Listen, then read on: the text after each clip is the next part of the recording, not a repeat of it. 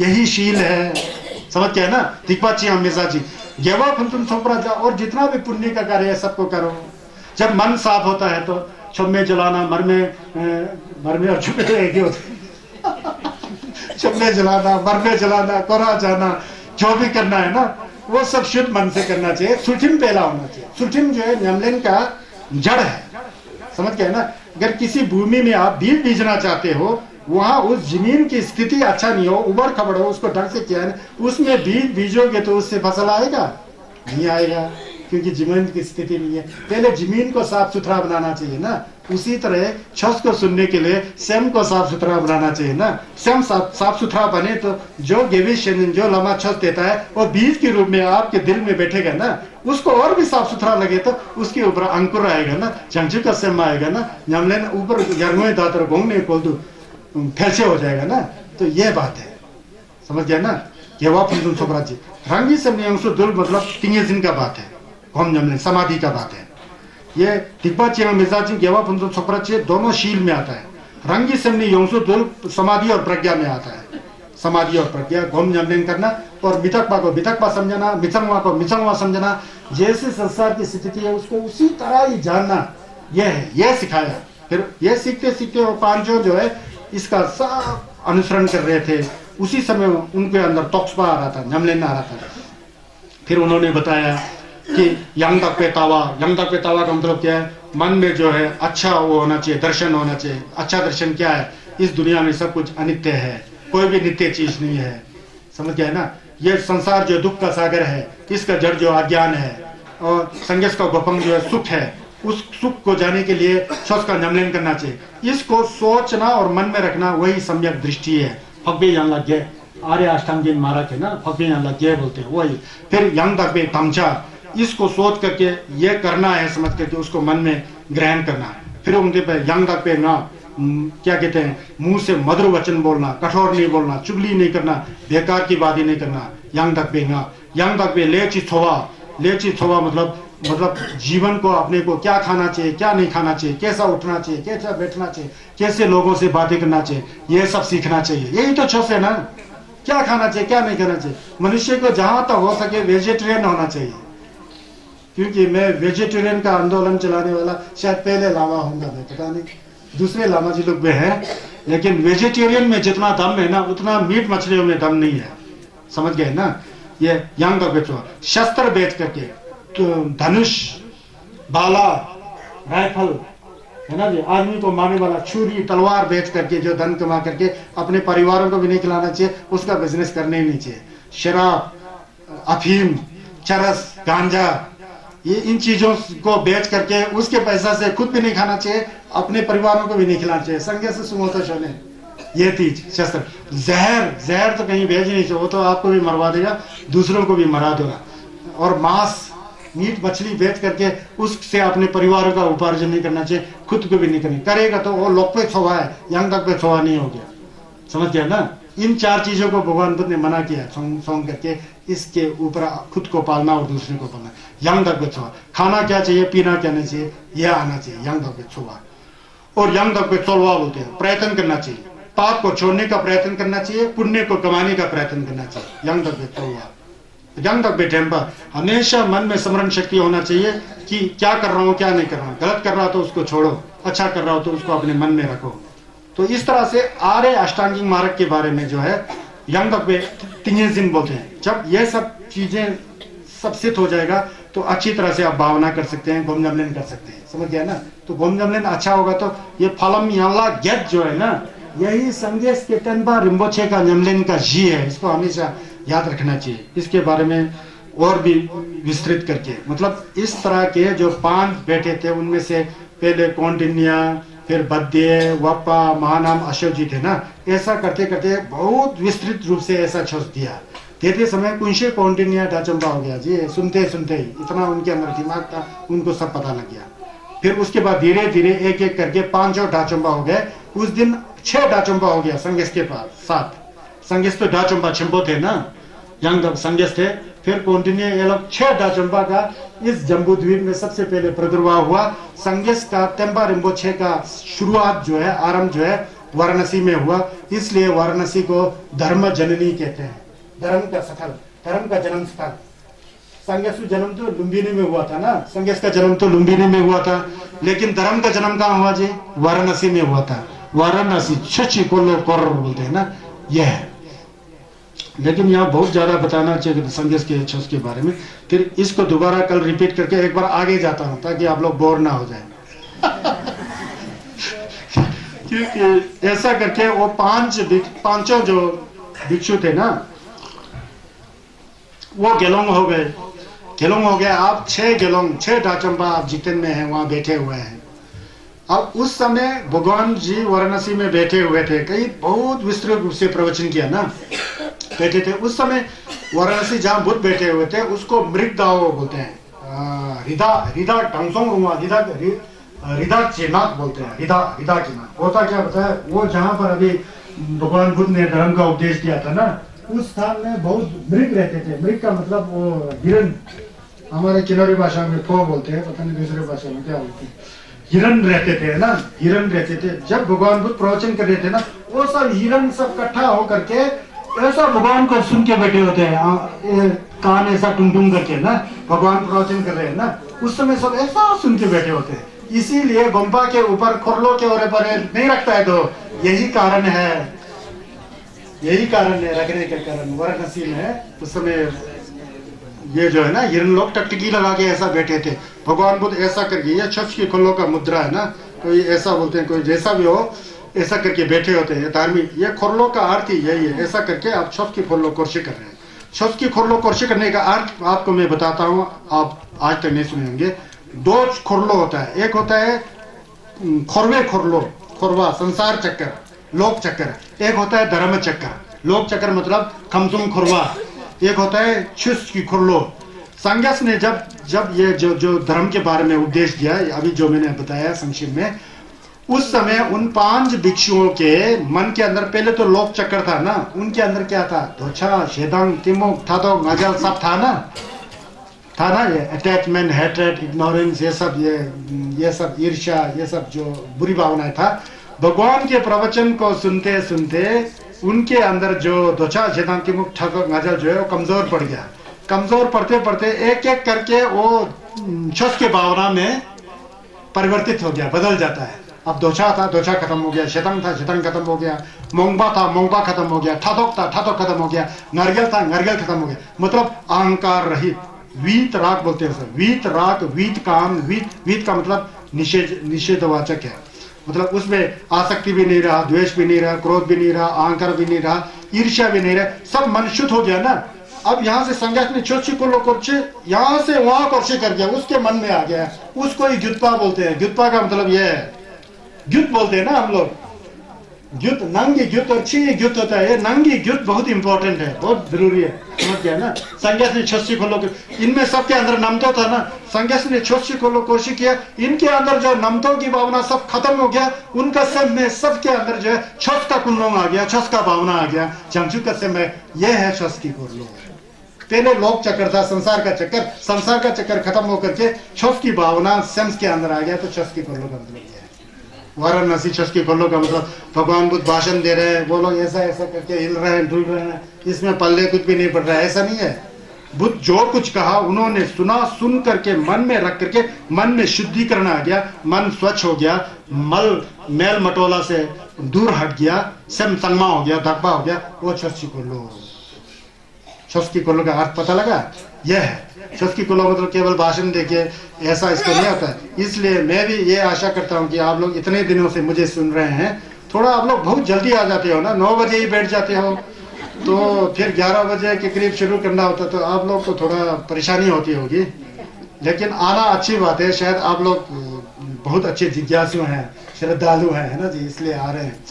तो छस का कुल्लो को सोचो ऐसा है ना, ये दिक्पा चियांग मिर्जा सिंह गेवा फंतुम सोबरा चे रंगी से नहीं हो तो दिन संजय टेम्पा इन वाला बात मन में बैठ गया ना, सही में आप पाप नहीं कर रहा है, धर्म को कर रहा है, तो छस की कुल्लो का अर्थ समझ गया आप अपने मन से, और आप छसवा बन गए, समझ गया ना, ऐसा समझो, तब होता है बात, तब होता है फिर संगेश के टेम्पा रिम्पोचे को जलसी करने का।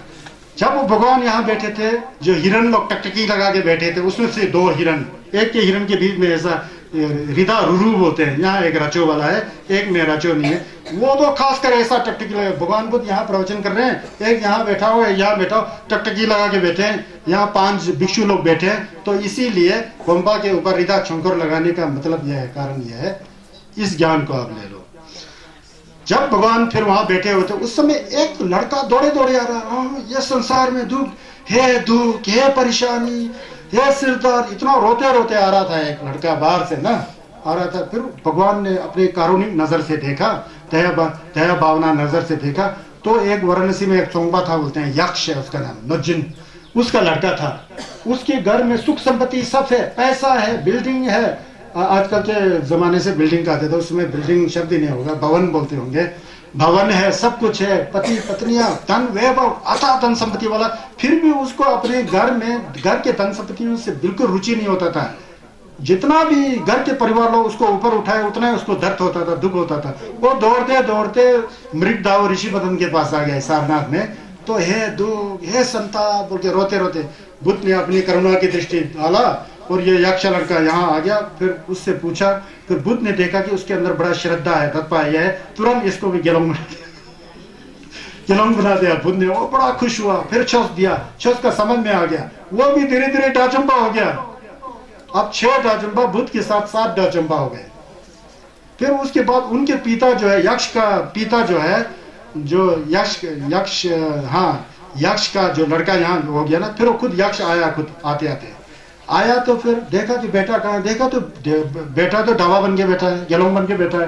वो हैरानी हो गया। फिर देखा उसने भी भगवान का दर्शन किया, उसके अंदर भी धप्पा आ गया, धप्पा आ गया। फिर वो गेलोंग तो नहीं बना, लेकिन संगस से छस लिया, उसके अंदर भी छस का न्यामलिन का भावना आया। वो सबसे पहले संगस के तेंबार बच्चे में गेन्यन हो गया, गेन्यन, ये सोंबा जो है गेन्यन, सबसे पहले गेन्यन का तोंबा वहां से स्टार्ट हो गया, गेन्यन हो गया। फिर उसने दूसरे दिन अपने घर में संगस को शेला के लिए बुलाया, वाराणसी में गए, ये 7 गेलोंग संगस के साथ गए, शेला छोशी किया, खाना भोजन किया, सब गए। फिर उस समय जो यक्ष का जो था ना, उसके 54 मित्र थे। वो 54 मित्र सब बुद्ध के प्रति वो हो गए, दत्पाचन हो गए, उनके प्रति श्रद्धा आया, आस्था आया। वो 54 मित्र भी गेलोंग हो गए। कुल मिला के संगस को नहीं मिला के 60 गेलोंग हो गए। समझ गए ना, 60 गेलोंग वाराणसी में शुरू। अब संगस चुमनिन देश, पहले तो जब दुर्योधन ने जब संघ किया था, बर्मा के 2 छोंबा आएगा तो संगेला क्या सूचे, छुला क्या सूचे ने 2 नहीं तो नहीं था ना। अब संगेला क्या सूचे, छुला क्या सूचे, चंदुला क्या सूचे, वहां से शुरू हो गया। 7 डाचुंबा आ गया, समझ गया ना, 7 डाचुंबा, सब 7। फिर 7 डाचुंबा को हमेशा संगस ये डिम्बा शिवरे फलम याला छोड़ देते थे, सबके अंदर बड़ा तोक्सपा नमलन आ गया। फिर बुद्ध ने कहा, देखो भिक्षुओं, आप लोग को सब एक जगह नहीं रहना है, आप लोग को एक एक अकेला अकेला भारत के सभी कोने में जाना है, एक एक करके। जो मैंने आपको अमृतवाणी का प्रसाद चखाया, जो छस नमलिन आपके अनुभव में आया, आप लोग सब डाचंबा हो, सब अनुभव में आया। वो कल्पा संभव का 2 था ना, इतना जल्दी डाचंबा थोड़ी होता है। वो तो संगस के प्रति उस तरह का धत्पा था, तमसिक था, तो डाचंबा हो गया। पता है कि एक एक करके 10 दिशाओं में, 4 दिशाओं में, सब जगह जाओ और जो मैंने रास्ता दिखाया उसका प्रचार प्रसार करो, लोक कल्याण के लिए। संगस कहते हैं, चरत भिक्षुवे चारिकं बहुजन हिताय बहुजन सुखाय लोकानुकंपाय, बोल के ये शब्द कहते हैं। गेलोंग दा छोकचूला तो छो थमचेला जुक्षी सेमचे मांबोला फेन थया के चेदु सेमचे मांबोला दे जगह के चेदु छुची खुल्लो कोर्दुसो, इस तरफ जाओ उस तरफ जाओ। उस समय पूरा दिशा में अपने भिक्षुओं को भेज दिया। ऐसा कर करके ये संगस के तनपर बच्चे वाराणसी से फैल गया। इसीलिए वाराणसी जो है छस का वो है, धर्म जननी है। छस का जो जड़ जो है वाराणसी से शुरू हो गया। अब संगीत सुनने का खुद अकेले थे, देखिए भगवान खुद अकेले जा रहे हैं। उस समय कुंगावो विग्रह नहीं है, कुंगावो तो अभी गेलोंग ही नहीं बनाया, वो तो बात की बात है। कुंगावो जो उनका जप्सी है ना, वो तो गेलोंग ही नहीं बनाया।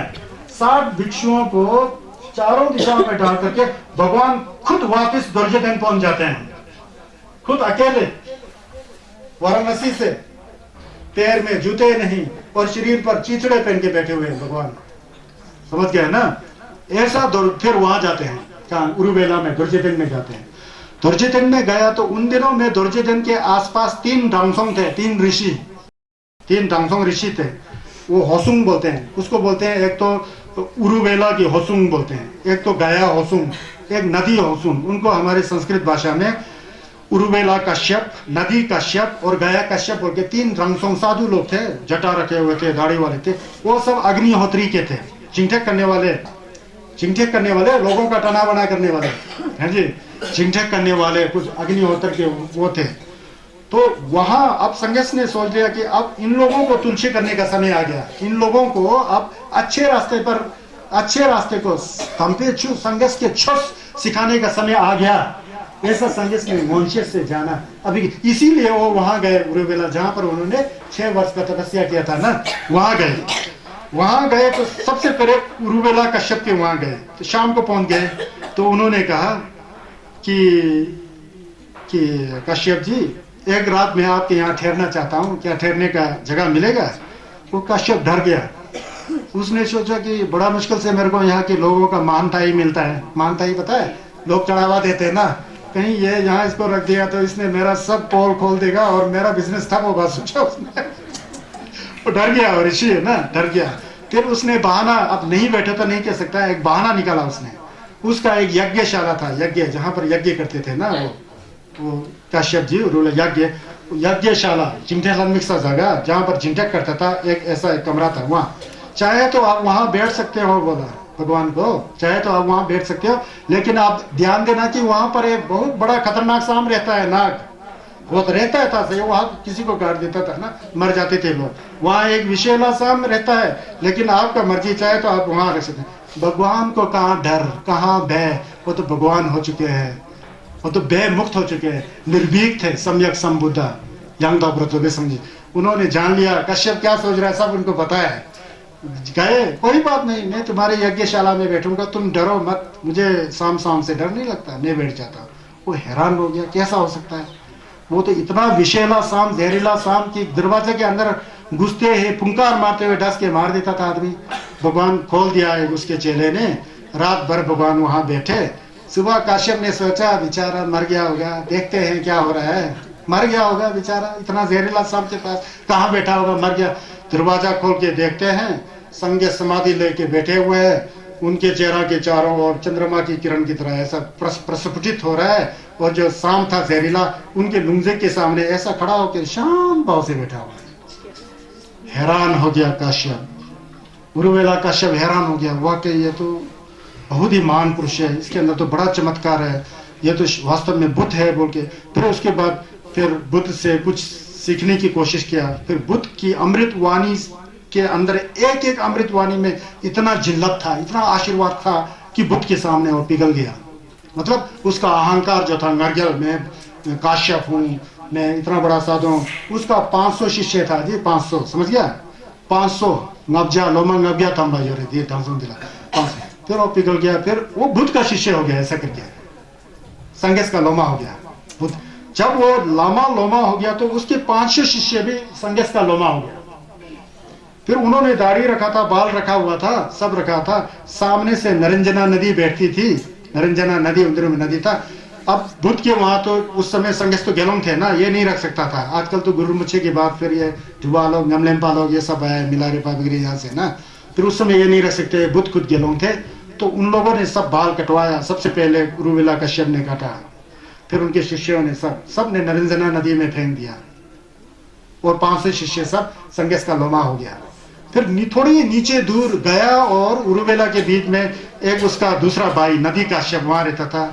वो लोग कहीं नदी के किनारे बैठे थे, कोई उनका अपना कर्मकांड होगा ना, कुछ पाठ करते, कुछ बैठे। उन्होंने देखा कि वो पानी के अंदर जो है बाल के गुच्छे सब तैर तैर के आ रहा है, कोई दाढ़ी जैसा, कोई राल्फा जैसा है ना, ये सब आ रहा है। हैरान हो गया, क्या मेरे भाई को क्या हो गया, बड़ा डर लग गया, क्या हो गया। उसके आगे भाई रहता था जो जहाँ पर संघर्ष का लोमा हो गया ना, क्या हो गया, हैरान हो गया। जा जाके वहां देखता है तो सब भगवान बुद्ध के चेले बने हुए, सब जो है शेव करके है ना बैठे हुए हैं। तो फिर वहां बैठ करके फिर क्या हो गया बोल के भाई से पूछा। फिर भाई ने पूछा, ये तो सम्यक संबुद्ध है, इसके सामने तो हम लोग कुछ भी नहीं है, हम लोग तो पाखंड टाइप के हैं, यह वो है, असली धर्म तो यहाँ है, तू भी बन जाए, यह वो। फिर उसके थे जी 300 शिष्य, वो खुद नदी काश्यप और उसके 300 शिष्य बुद्ध के चेले बन गए जी, समझ गए ना। अब 800 शिष्य हो गया, 60 तो चले गए, 60 गेलोंग 60 तो भेज दिए ना, अब वहां पर 800 लोमा हो गया संदेश का।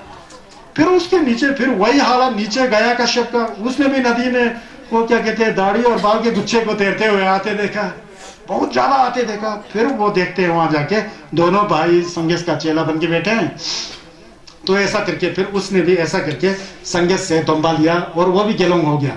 उसके वहां 200 चेले थे, कुल मिला के 1000 हो गया, 1000 गवाह हो गया। उन 1000 गवाह के साथ संगेश चंदन देश उसके बीच में ऐसे चमक रहे थे कि 1000 गेलोंग साथ जा रहे हैं और संगेश आगे आगे चल रहे हैं। तो लोगों को हैरान हो गया, क्या हो गया ये काश्यप है कि गुरु, ये दूसरा आदमी है, बुद्ध है, कौन है इसमें गुरु? क्योंकि उस समय काश्यप जो है बहुत प्रसिद्ध था, उर्वेला कश्यप, नदी कश्यप, गया कश्यप है ना, वो लोग बहुत प्रसिद्ध थे, लोगों को जो है हैरानी हो गई। तो आपको बताया था कि पहले मैंने जब संगेश चंदन देश अपने राज्य को छोड़ करके गलपखप से आ रहे थे, महाराज बिम्सार से मिले थे ना, वहां उन्होंने वचन नहीं दिया था कि संगेश होने के बाद मैं जरूर राजा आपसे मिलने आऊंगा, बोला था ना वो बिम्सार वाला। अब उनको बुद्ध को वो याद आ गया, वो फिर राजगृह गलपखप की ओर चले गए, 1000 गवाह के साथ, 1000 गेलों के साथ वहां चले गए। वहां पहुंचे तो गलपखप में पहुंचे तो राजगृह के लोगों ने और राजा ने जो है बुद्ध का अगुवाई किया, उनका स्वागत किया, स्वागत करके बैठ गए। लेकिन सब लोग आश्चर्य रह गए कि ये उर्वेला कश्यप, ये उर्वेला होसुंग कैसा आ गया यहाँ, ये तो बहुत बड़ा गुरु है, उन दिनों में सबसे बड़ा गुरु वो था, समझ गए ना। फिर वहां फिर ज्यादा वो भ्रम हो गया कि ये गुरु जो है बुद्ध है कि उर्वेला कश्यप गुरु है, कौन है? बुद्ध उर्वेला कश्यप का चेला बना हुआ कि उर्वेला कश्यप बुद्ध का चेला बना। सभी लोगों ने समझ लिया कि ये बुद्ध जो है उर्वेला कश्यप का ही चेला है, बुद्ध गुरु नहीं हो सकता, समझ लिया, क्योंकि उसका प्रसिद्धि ज्यादा था ना, वो ज्यादा कहता चंपो था। फिर खुद उर्वेला कश्यप उठ के कहता है कि मैं इनके सामने कुछ भी नहीं हूँ, ये मेरे गुरु हैं, ये श्रमण सम्यक संबुद्ध शाक्य मुनि जी है, इनका मैं चेला हूँ, ये मेरे चेला नहीं है, ऐसा मत कहो, पाप मत कमाओ। फिर तो लोगों को हैरानी हो गए, बुद्ध में इतना महानता, इतना यह है, बोल के हैरानी हो गए ना।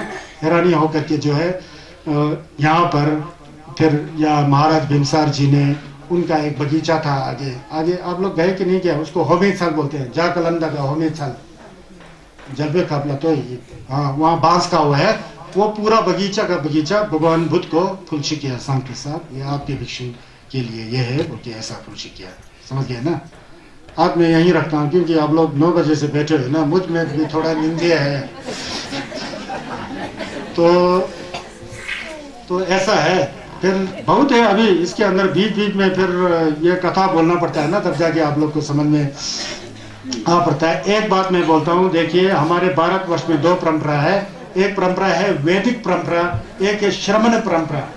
ये संगेश चंदन का छठ जो है ये वैदिक परंपरा नहीं है, वेद का अनुसार नहीं चलता है, वेद है ना, ऋग्वेद यजुर्वेद सामवेद, इसका अनुसरण नहीं करता है, ये श्रमण परंपरा है। श्रमण का अर्थ बोलता है ना, श्रमण को हमारे तिब्बती भाषा में अनुवाद करते गेजोंग, गेजोंग बोलते हैं, श्रमण को क्या बोलता है? गेजोंग। गे मतलब गेवासा, जोंग मतलब दीपा जंग, इसको शॉर्ट कर दिया गेजोंग। जोंग का मतलब पाप को छोड़ करके गेवा को सक्ष्य करने में जो प्रयत्न करता है, कोशिश करता है, अपने शरीर से, वाणी से, मन से जो कोशिश करता है वो श्रमण है। वही रास्ता संगेश चंद्र ने हमको सिखाया है। हम भी जब गेवा करते हैं ना, परिश्रम नहीं करे, है ना जी, गेवा सक्ष्य करने के लिए परिश्रम ना करे, विचार ना लाए, परिश्रम ना करे तो गेवा कैसे सक्ष्य करोगे? यहाँ पर कोई यहाँ चमत्कार का कोई वो नहीं है, यहाँ भगवान बुद्ध ने कोई जादू नहीं दिखाया, समझ गया ना, कोई चमत्कार नहीं किया। चमत्कार चीजों को तो भगवान बुद्ध ने बिल्कुल ही तुच्छ बताया है। ये आपको खमसुम खुरवा दुंगल सी जांचों से बाहर निकलने का चमत्कार का कोई मतलब ही नहीं है। कहाँ फंस रहे बोला उल्टा में, वो तो संसार का प्रबंध नहीं बोलता है। चमत्कार को बुद्ध ने महत्व दिया ही नहीं, बल्कि न्यंदु योपरा छोटुल चंपोतेन बोल के बुद्ध के चमत्कार के बारे में परसों आएगा। चमत्कार दिखाया था उन्होंने मजबूरी होकर के, उन दिनों के जो कट्टरपंथी थे ना, उन्होंने बुद्ध को डिस्टर्ब किया था कि तुम में तो चमत्कार कुछ भी नहीं है, खाली तुम शांति का रास्ता, चमत्कार तो दिखाओ कम से कम। मजबूर में दिखाया तो उनके चमत्कार के पीछे सब पिघल कर खत्म हो गया। वो न्यंदु योपरा छोटुल चंपोतेन परसों आएगा, कल नहीं परसों जैसा आ रहा होगा, उस समय में बताऊंगा। हम लोग गेजोंग का लोमा है, वेद परंपरा में, वैदिक परंपरा पौराणिक कथाओं पर निर्भर है, उसका हम निंदा नहीं करते हैं, वो पौराणिक कथा है। लेकिन यहाँ गेजोंग या श्रमण परंपरा है, खुद को कोशिश करना है कि पुण्य करने की नहीं करना, हमारे ऊपर निर्भर है। और रास्ता दिखाने वाले संन्यास हैं। संन्यास आज नहीं है, लेकिन हम लोग को पढ़ाई करने का वो मौका मिला, पढ़ाई किया, उसी को मेरे थ्रू आपको बता रहा हूँ। समझ गए ना, इसको याद रखना। चलिए फिर आज थोड़ा और है 15-20 मिनट, थोड़ा साधना करते हैं, जप करते हैं ना। पहले जप करना है हम लोगों को। मेरे को पता नहीं क्या है, कल रात को सपना आ रहा था कि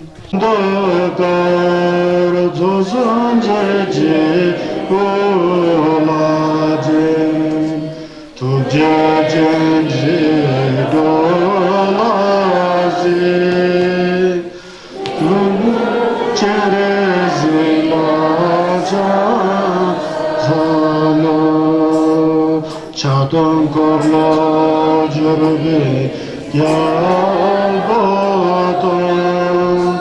Cendun doba zambe zanjedun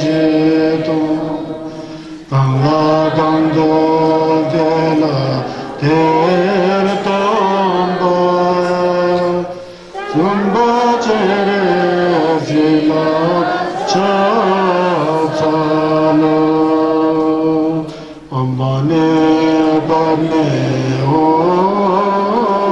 she Amane bane o she Amane bane o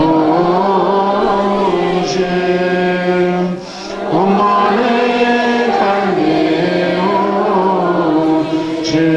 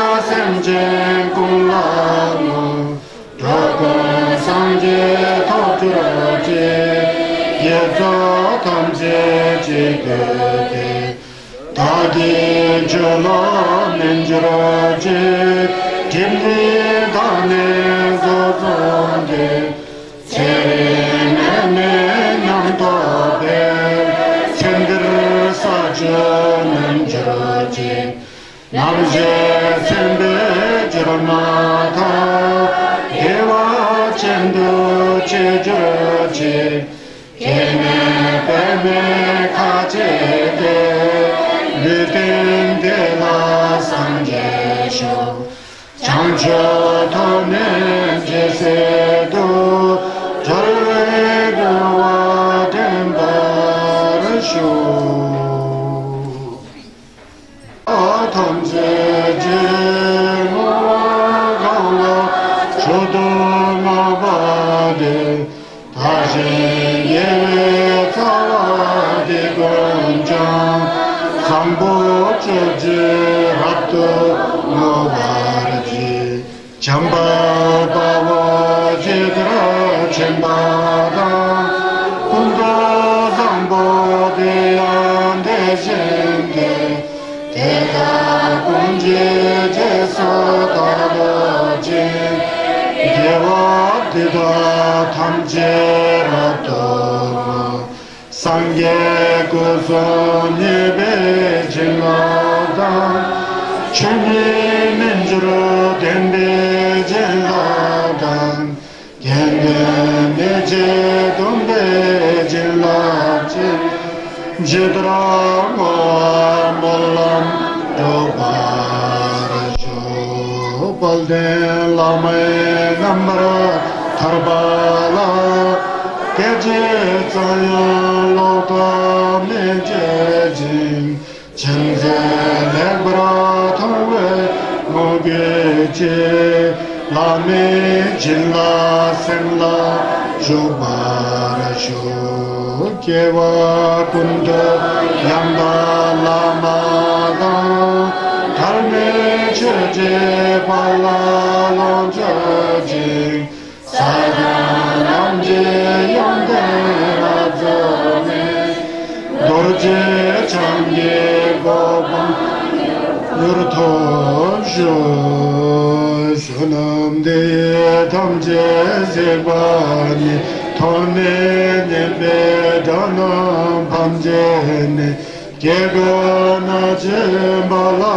chubai Sebe solem dova Dolvarjo, Janjo Zinjarimbo, Jemma Chebana, Chejerji, Jeyanambo Nebaya, Komne Bondo Pervarjo, Nendranimo Delek, Sendele, Nini Goya, Eleje, Yemzen dato deleba Kyabne konjo sumje tashishu Tomba jigde kamsu Chambadan temba niyo shindo salvadan Tenzen bolo shedun jebayi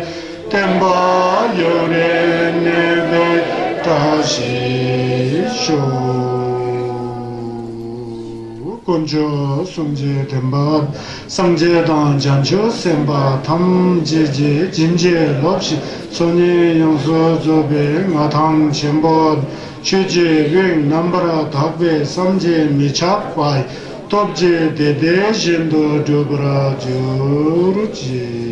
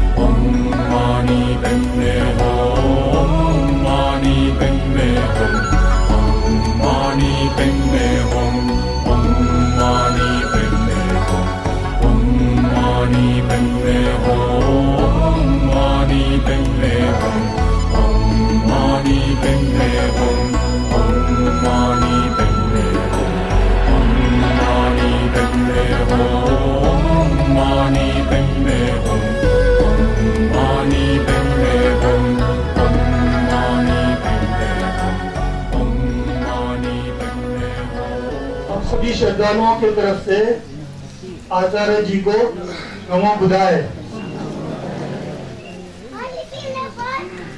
और आचार्य से विनम्र प्रार्थना करता हूं कि वो अपने मधुर वाणी से हमें लाभान्वित करें।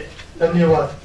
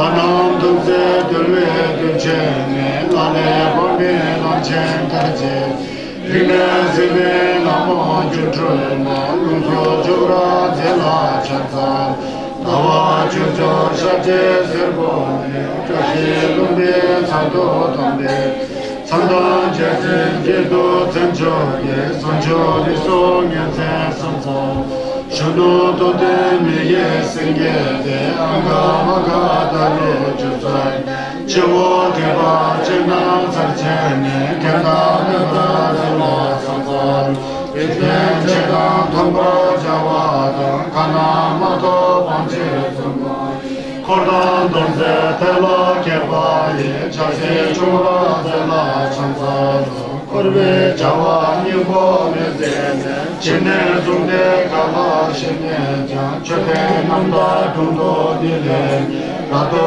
zumra zela sansalo sobe janjo jobra gomen neren zane jamdo lototo kawa chase zunde kachin samden chene zela chansalo kawa mene barba dunyos manga daye janjo shiltondo chenjo myo mambara sanjen chanjo zobra zela zalalo tuje dola nyurgo zine Varanasi lato ninjato chuje kolo kone dunja tekpa sumla gonze sanzalo shinje kolo nambra charje mude tomba tudan lesencho kormo jibe yildo dunam tuba yile jala sanzalo siba suna leme yoden nyando yobra chundu chenpo lambe towa kunje rajo tanpa jeba zela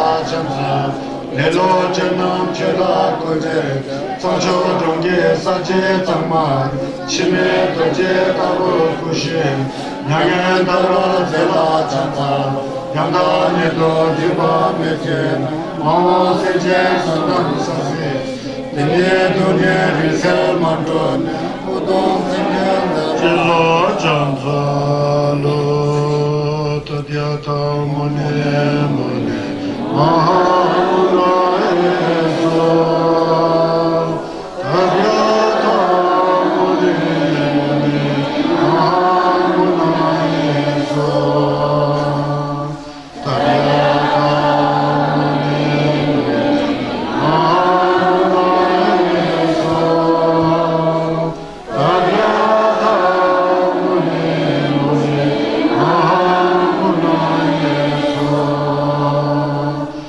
Tadyata mone mone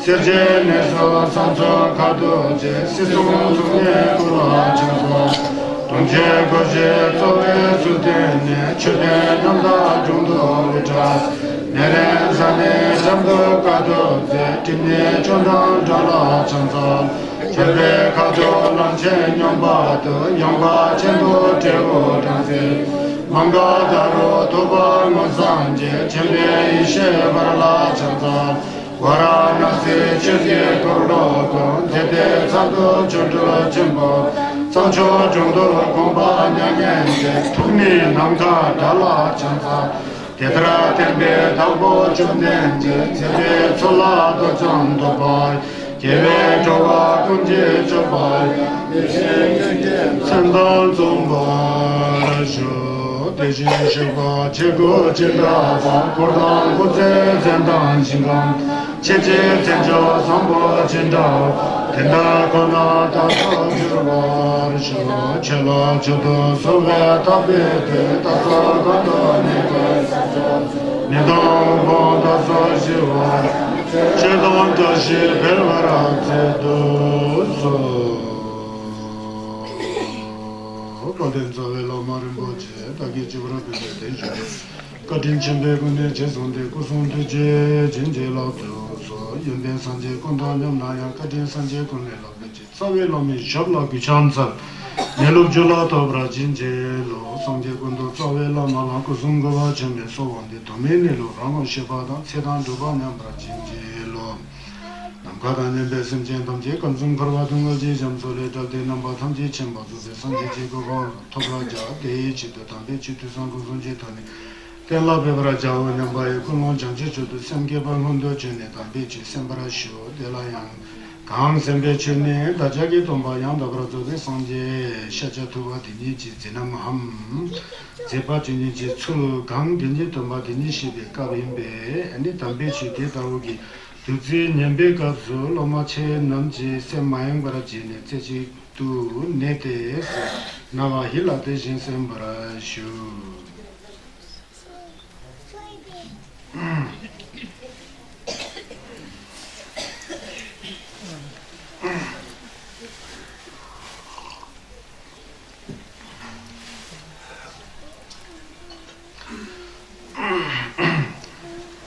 हम लोग बुद्ध लीला संजय चंदन दे का जो नामधर है बुद्ध लीला के बारे में हम लोग पढ़ रहे हैं तो उसका श्रवण कर रहे हैं। बड़ा ही सौभाग्य की बात है कि मनुष्य का जीवन मिला, इस तरह से धर्म को श्रवण करने का मौका मिला जो अक्सर बहुत ही दुर्लभ होता है। हर कोई व्यक्ति जो है धर्म के श्रवण नहीं कर सकता, उसके लिए पूर्व जन्म का भक्षक होना चाहिए, संस्कार होना चाहिए, तब जाके ऐसा समागम होता है। वो अभी हो रहा है, बहुत ही अच्छी बात है। मैं खुश हूँ, आप लोग भी खुश होंगे और खुश होना ही चाहिए। जिंदगी जो मिला है ये बहुत ही अमूल्य धन है, इसको इस तरह के धर्म श्रवण में लगा करके अपने चित्त को सुधार करके जो है लोक कल्याण के अंदर लगाए तो फिर मनुष्य जीवन मिलने का एक सार्थक रूप जो है बन जाता है।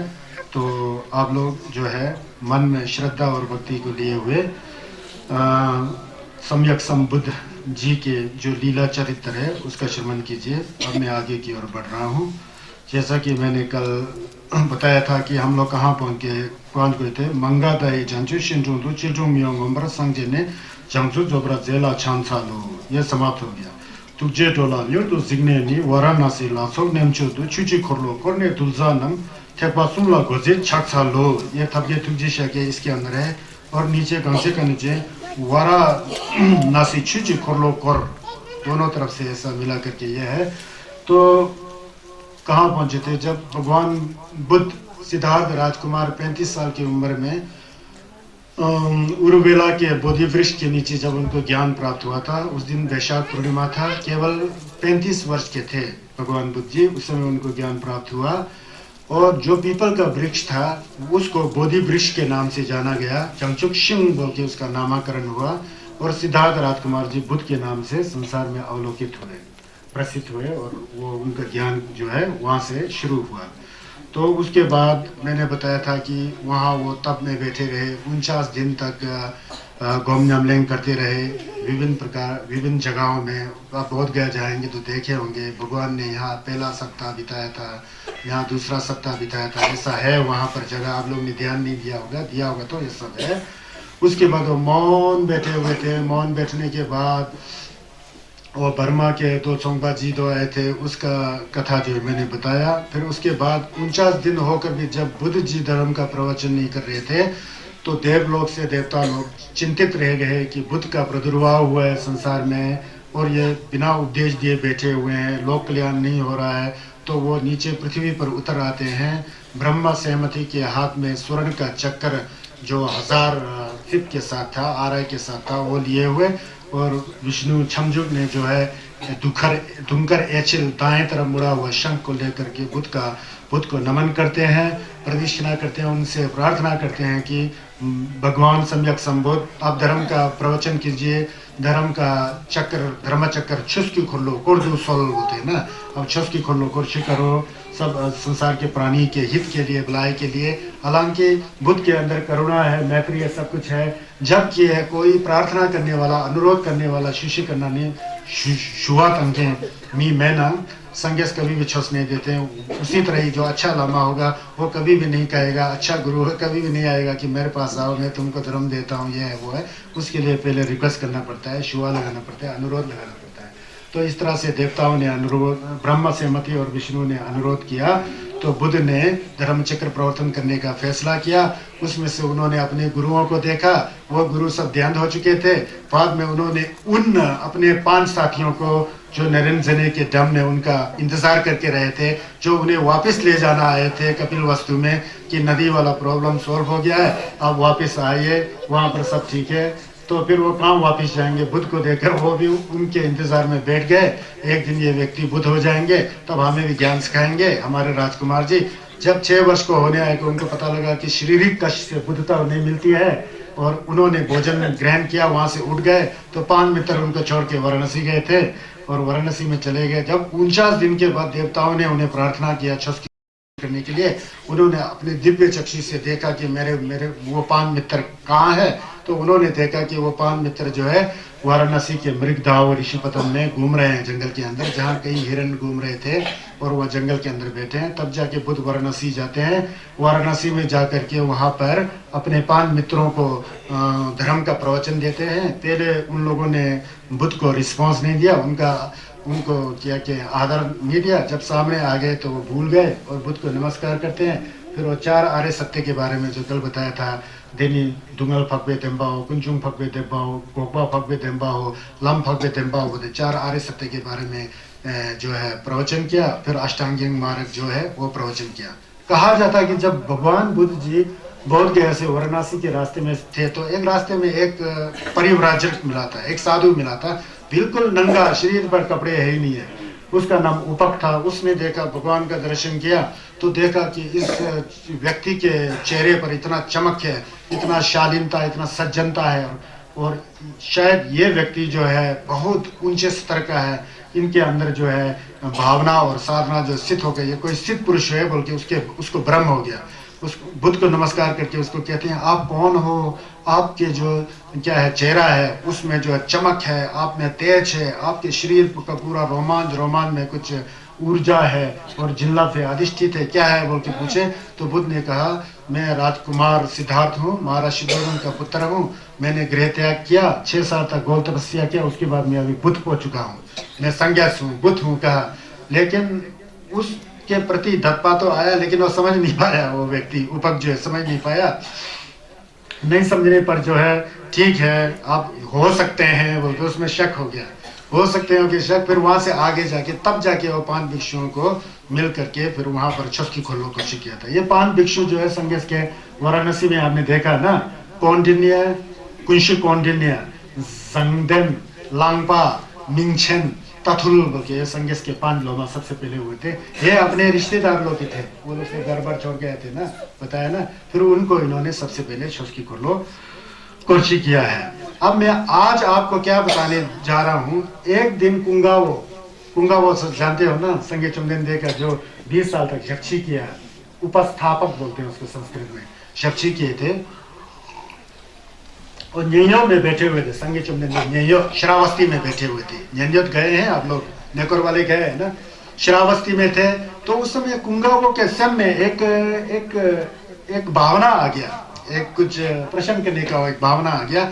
उन्होंने सोचा कि ये संगेश चमदेन ने जो है, संगेश ने जो है सबसे पहले ये 5 भिक्षुओं को, ये 5 परिव्राजकों को क्यों धर्मचक्र प्रवचन किया? क्या कारण है कि दूसरों को नहीं देके इन्हीं 5 को दिया? क्या क्या मतलब है? कहीं उन्होंने सोचा कि क्यों कौंडिन्य, बद्य, वप्पा, अश्वजीत और महानाम, मैंने बोला ना कुंशे, कौंडिन्य, जंगदेन, मिंगचेन, ताथुल बोला ना, इनको क्यों दिया? क्या कारण है? इनको देने का मतलब क्या है? कुछ ना कुछ इसमें बात होगा।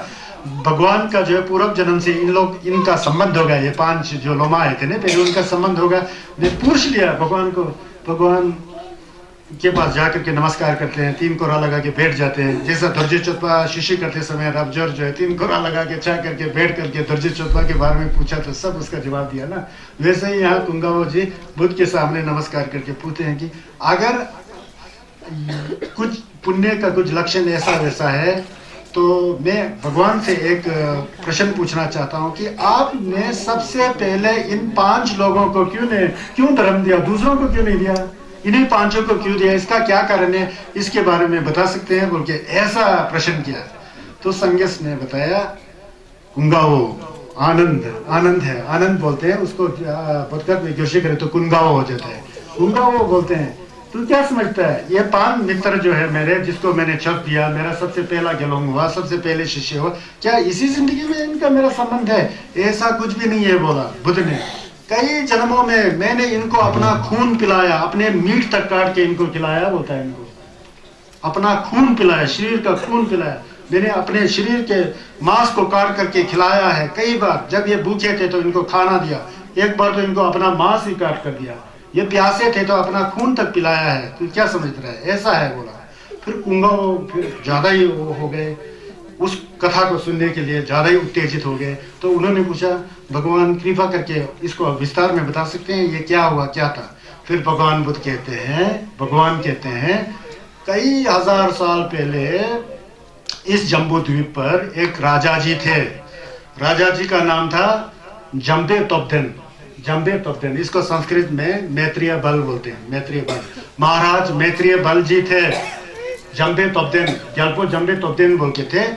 वो इतना छोसपा थे कि इतना धर्मात्मा थे कि उन्होंने छेमे जी का न्यमलेन पूरा कर लिया था। छेमे जी क्या है जी? सेमजेन धमजी देवादन देवे ग्युदन टेम्परा जी, सही में उन्होंने न्यमलेन कर चुका था इस जम्बा के बारे में। सेमजेन थमजे दुंगल की जुदन डलवरा जुर्जी, सही में उनका मन इस क्रिया के लिए समर्पित था। हम लोग तो मुंह से बोलते हैं, अभी तक पके नहीं ना, केवल प्रार्थना के रूप में बोलते हैं। उनके अंदर उस तरह का जंपा था, उस तरह का निंजे था।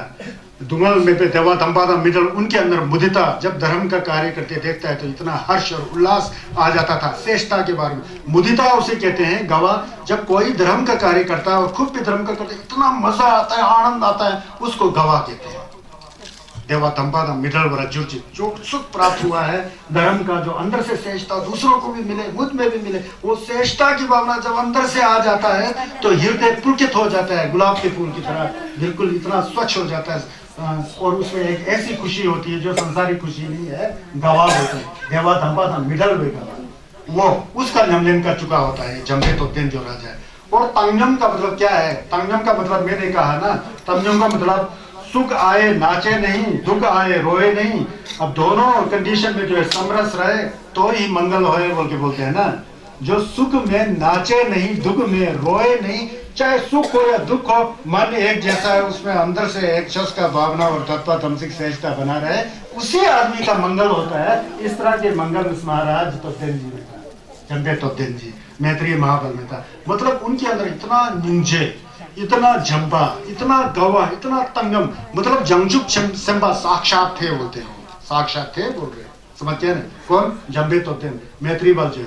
इसलिए वो खुद राजा थे और जंगजुक सेंबा थे, श्री का न्यमलेन करते थे। सभी प्राणियों को दुख से दूर करने की भावना उनमें हमेशा बने रहते थे। सभी प्राणियों के प्रति प्रेम की भावना उनमें था। और हर कोई व्यक्ति खुश होता तो अंदर से खुद भी खुश हो जाते थे। और छोटा बड़ा, ऊंच नीच, राजा रंग, अमीर गरीब, सबके प्रति एक ही उनका विचार था। सब बराबर है, एक जैसा प्रेम, एक जैसा करुणा। मतलब जंगजुक सेंबा साक्षात थे वो जम्बे तोब्देन मैत्रेय बल जो महाराज जी थे, ऐसा थे बोल के बुद्ध कुंगाओ जी को कथा सुना रहे हैं पूर्व जन्म का। समझ गया ना? कथा सुना, ऐसा थे। ऐसे जो महाराजा ग्याल्पो जो है इतना जंगजू सेंपा होने के कारण जो है उनकी पब्लिक थी, जो प्रजा थे, प्रजा वाले सब छोसपा बन गया है, सब न्यमलेन करने वाले, सब गोम न्यमलेन करने वाले, सबके अंदर करुणा की भावना, प्रेम की भावना, गवा की भावना, तंगयम की भावना, उपेक्षा की भावना, बुद्ध के प्रति इतना क्या कहते हैं श्रद्धा, और सब पुण्य कार्य में विलीन थे। कोई माई का लाल उन्हें डिस्टर्ब कर ही नहीं सकता था, बाधा पहुंचा ही नहीं सकता, विघन पहुंचा ही नहीं सकता था। उनके अंदर इतना प्रबल पुण्य का शक्ति था, क्योंकि राजा जी छसपा थे ना, सब पब्लिक छसपा बन के बैठे थे। और बुद्ध जी कहते हैं आनंद जी को, देखो आनंद जी, उस समय जो है एक वहां पर यक्ष था, यक्ष का मतलब भूत जैसा है, हम लोग भूत प्रेत बोलते हैं ना, नोजिन बोलते हैं उसको, चश्मे नोजिन, एक नोजिन था, यक्ष था। वो यक्ष जो है वो अपने खुद भी था, और खुद जो है ये यक्ष जो है ना, 5 यक्ष थे, कितना थे, 5 यक्ष थे, उस एरिया में बैठते थे। वो हमेशा उनका भोजन क्या होता था पता है, मनुष्य का खून और मांस होता था उनका भोजन। अब महाराजा जी जंगचुक सेंपा हैं, छोसपा हैं, उन्हें वो भूत प्रेत कुछ नहीं कर सकता, वो नजिन उनका एक पत्ता भी नहीं हिला सकता है, एक रोम भी नहीं हिला सकता है। और जितना भी प्रजा थे वो लोग सब छोसपा थे, उन्हें भी वो बरछत नहीं कर सकता, क्योंकि छोस का जिल्लत से उनके ऊपर वो दाम भी कर नहीं सकता, उन पर अटैक आक्रमण कर ही नहीं सकता था। वो सब भूखे प्यासे मर रहे थे। वो 5 यक्ष जो है, 5 नजिन जो है ना, यक्ष जो भूत जो है, भूत बोल दो चलो समझ में आ जाएगा, 5 यक्ष, वो लोग बिल्कुल भूखे प्यासे मर रहे, अब मरने के लिए तैयार है। वो 5 नजिन जो थे ना, वो मरने के नौबत आ गया। फिर उन्होंने सोचा हम तो भूखे हैं प्यासे हैं, ये जो महाराज जी जो हैं जम्बे तोप्देन, मैत्रीय बल जो जम्बे तोप्देन महाराज जी हैं, ये तो जंगचुक सेंपा है, ये तो धर्मात्मा है, उनके पास जाके उनसे प्रार्थना करेंगे तो हम तो भूखे प्यासे हैं, हम तो इंसान के खून और मांस के बगैर कुछ भी नहीं खाते हैं, शायद वो हमें दे देंगे, जंगचुक सेंपा है ना, बोल के उन लोगों ने मीटिंग कर दिया। अब वो लोग जा करके गया महाराज के पास, जम्बे तोप्देन मैत्री बल जी के पास गया, उनसे बताया आप तो जंगचुक सेंपा हैं, आप तो बोधिसत्व हैं, आप तो लोगों के कल्याण के लिए, भलाई के लिए काम करते हैं, जो भूखे हैं उनको खाना खिलाते हैं आप, जो नंगे हैं उनको आप कपड़े देते हैं, जिनको पानी चाहिए पानी पिलाते हैं, खून चाहिए खून देते हैं, मांस चाहिए मांस देते हैं, आप जंगचुक सेंपा हैं बोल के उनके पास जाके चेक किया, और हम भूखे हैं, हमें तृप्त कीजिए, हमें खून दीजिए, हमारे अपने मांस दीजिए बोल के। वो जंगचुक सेंपा थे ना, जंगचुक सेंपा के लिए क्या है, अपना शरीर से जिम्बा ही नहीं होता है, तो उनके अंदर इतना निंजे आ गया होता है, इतना करुणा प्रस्फुटित हो गया उनके मन से, तुरंत जो है उन्होंने ऐसा कहते इतना दया की भावना आ गया कि उन्होंने अपने शरीर का 5 नस को काटा होता है, एक नस यहाँ, एक नस यहाँ, एक नस यहाँ, एक नस यहाँ, 5 नस को काटा, और नोजिन जो 4 भूत 5 जो भूत थे, एक ने यहाँ पकड़ लिया मुंह से वहां, सब ने जंगचुक सेंपा का खून पिया होता है, खून पिया बोल रहे भगवान बुद्ध बोले आने से, खून पी करके उनको तृप्त कर दिया, वो भूखे से वो हट गया। जब वो महाराज जी पूरा खून खा के, अब वो भी खुद भी अब सुरक्षित आने वाले हैं ना, वो नोजिन तो सब हो गया, उस समय उन्होंने मलम लगाया, बोलते हैं भगवान बुद्ध बोल रहे, उस समय उस महाराज जी ने मलम लगाया, महाराज जम्बे तोप्देन मैत्री बुद्ध ने मलम लगाया, जब मैं जो है सम्यक संबुद्ध हो जाऊं तब भी इन लोगों का मैं कल्याण कर सकूं बोल के मलम लगाया बोलता है, समझ गया ना। ये जम्बे तोप्देन महाराजा कौन था पता है, कुंगा वो मैं था बोल रहा है, पूर्व जन्म में, पहले जन्म में मैं था बोलता है, ये संगेस बोलते हैं, ये जम्बे तोप्देन जो जंगचुक सेंपा ना, मैं था बोलता है, उस समय मैंने मलम लगाया था कि जब मैं मर जाऊंगा तो भविष्य में जब मैं सम्यक संबुद्ध संगस हो जाऊंगा, ये 5 नोजिन जो है मेरा सबसे पहला शिष्य बन जाए। वहां ये मलम लगाया, जो वाराणसी में जो 5 लोगों को उन्होंने छस सिखाया ना, ये 5 लोग थे जी। मलम का इतना तप होता है जी, मलम का इतना जिला होता है, ये बताया, समझ गया ना। ये 5 जो यक्ष थे ना, ये 5 यक्ष हजारों साल पहले वहां से भगवान बुद्ध इनको भोजन देते आया, इनका हेल्प करते आया, इनका वो करते आया, अपने खून तक और मांस तक खिलाया। उस समय इन्होंने उनको नत्वा करना तो छोड़ो, ये प्रार्थना किया कि जब मैं भविष्य में सम्यक संबद्ध हो जाऊंगा तब ये मेरे सबसे प्रथम शिष्य हो जाए बोल के, वही जो है केवल कई हजारों साल के बाद संगेस ने जब संगेस का गोपन प्राप्त किया तो वाराणसी में ये 5 लोग यही थे। तो ये स्टोरी कंजूर जो है ना, मैं हमेशा बोलता हूँ कंजूर के अंदर है जी, दोदे का पोती सुमचू थंबा है, उसमें पोती आ के अंदर है, देखेंगे तो आप लोग लामा जी जो भी होते तो देख लीजिए, पोती आ के अंदर मिलेगा, 2 जांगलून बोल के होगा, उसमें ये है जी। कंजूर के अंदर ऐसी ऐसी बात होता है। तो मैं हमेशा बोलता हूँ कि कंजूर का मतलब ये मत समझो यार कोई लामा जी लोग को बुला करके पढ़ा पुढ़ा करके हमने बहुत पुण्य कमाया ऐसा सोच रहे हो ना, ऐसा नहीं होता। उसके अंदर क्या चीज है उसको समझो और समझ करके तब पुण्य करना सीखेंगे ना, तब संगेश का 10 बार मुझे पता लग जाएगा। समझ गया ना, ये कंजूर के अंदर ऐसी ऐसी बातें हैं। तो हम लोग तो कंजूर बढ़ाते समय लामा जी लोग को बुलाते हैं पंजूर, वो उसको नहीं बुलाना, वो आस्ते पड़ता है, खर्चा ज्यादा हो जाएगा। वो आस्ते पड़ता है, जल्दी पढ़ने वाला लामा पता नहीं जल्दी ठीक पढ़ता क्या है। वो तो बहुत विद्वान है जी, बहुत छुस्पा है, बहुत जल्दी पढ़ना आता है जी। पेचा जल्दी पढ़ना आए ना आए वहाँ छुस्पा का बात है ही नहीं है, छुस्पा का बात सेंस पर है, ये हमेशा याद रखो। समझ गया ना, ये मोलम ये लगा है, एक मोलम ये है, समझ गया ना। इसी समय यही मोलम नहीं, एक बार दूसरा भी मोलम है। आपने तंगमोलुजिन का नाम सुना है, नमो बुद्धाया। नमो बुद्धाया नेपाल में एक जगह है, तंगमोलुजिन बोलते हैं। तंगमो शेरनी को लुई जिन अपना शरीर दान में दिया, तंगमोलुजिन शेरनी को अपना शरीर दान में दिया, तंगमोलुजिन बोलते हैं। उसके बाद फिर बुद्ध ने कई बार अपना मांस खिलाया बोला ना इन लोगों को। यही 5 ये शिष्यों की बात है। जब बुद्ध नेपाल के तराई क्षेत्र में राजा के पुत्र, 3 पुत्रों में से सबसे छोटे पुत्र के रूप में जन्म लिए थे, पहले पूर्व जन्म में जन्म लिए थे, तो ये तीनों भाई जो 3 राजकुमार जो है घूमने टहलने के लिए जंगल में निकल गए। जंगल में निकलता है तो देखता है कि आगे जाकर एक शेरनी अपने 5 बच्चों के साथ वहां पर भूखे प्यासे मर रही है, खाने के लिए कुछ भी नहीं है। शेरनी के 5 बच्चे हैं और शेरनी भी कमजोर हो गया, मरने वाली है। अब बच्चे दूध है ही नहीं तो माँ के पेड़ उसमें स्तन में तो मरेगा ही मरेगा। शेरनी के 5 बच्चे मरने वाले हैं और शेरनी खुद भी मरने वाले। तो तीनों में से सबसे पीछे जो छोटा राजकुमार जो थे, संगे चुमदेंदे का केवा नोमा थे, वो बोधिसत्व थे, जंगजू संभा थे। तो 2 तो आगे निकल गया। उन्होंने बोला कि मैं यहाँ पर थोड़ा पेशाब करना है, आप भाई 2 आगे निकल जाओ। उनके अंदर निंजे आ गया। ये एक शेरनी है, इसके 5 बच्चे हैं, ये मर गया तो इसके साथ 5 जान जाने वाली है। तो मैं तो एक अकेला हूँ। कई बार मैंने अपने शरीर को दान दिया, मुझ में वो ज्ञान भी है, अनुभव है, सब कुछ भी। उन्होंने बड़ा गहरा विचार किया तो अपने सिर को लेकर के शेरनी के मुंह के पास ले जाते हैं, लेकिन शेरनी इतना कमजोर था कि उसे पकड़ नहीं सकते थे। फिर उन्होंने सोचा कि ये बहुत ही कमजोर है, पकड़ नहीं सकता है। सामने झाड़ी था, झाड़ी वह क्या कहते हैं, कांटेदार झाड़ी था, वो झाड़ी लिया, अपने शरीर को ऐसा करके चीर दिया ताकि खून बाहर निकल आए। खून बाहर निकल आया, शेरनी के पास ले गए। शेरनी को खून का बास आया तो उसने झटक दिया तो उसका खून पिया, जंगजुक संभा का खून पी करके फिर बाद में उनका मांस भी खा लिया, हड्डी तक भी चबा के सब खा लिया। इससे जो शेरनी हिष्पुष्ट हो गई और ये 5 बच्चे भी बच गए।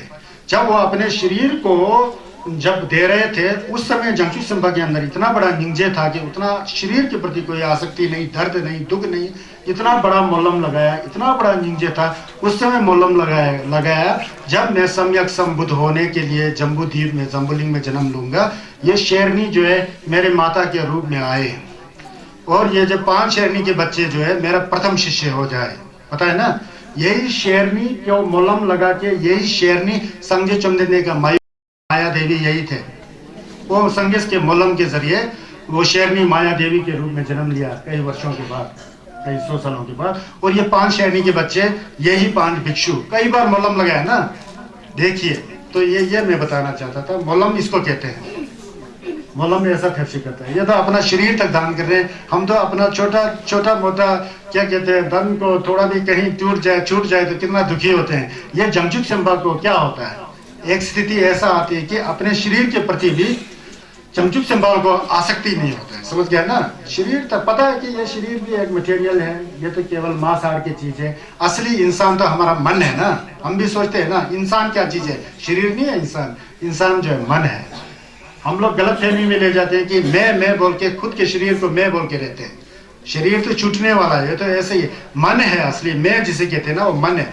मन जब सुधर जाए तो करुणा से भर जाता है, मैत्री से भर जाता है, ज्ञान से भर जाता है और समरस में जीवित होकर के वही जंगजुक संभा का जंगजुक संभा बन जाता है। जंगजुक संभा कोई भगवान नहीं है कि आकाश से उतर के आया, कोई शक्ति नहीं है कि वैसे ही अपने आप में पैदा हुआ। हम आप जैसे इंसान थे, वही जंगजुक संभा बनता है, वही आगे जा करके संगेश चमदेंदेश बनते हैं, बुद्ध बनते हैं। ये कहना चाहता था आप लोग।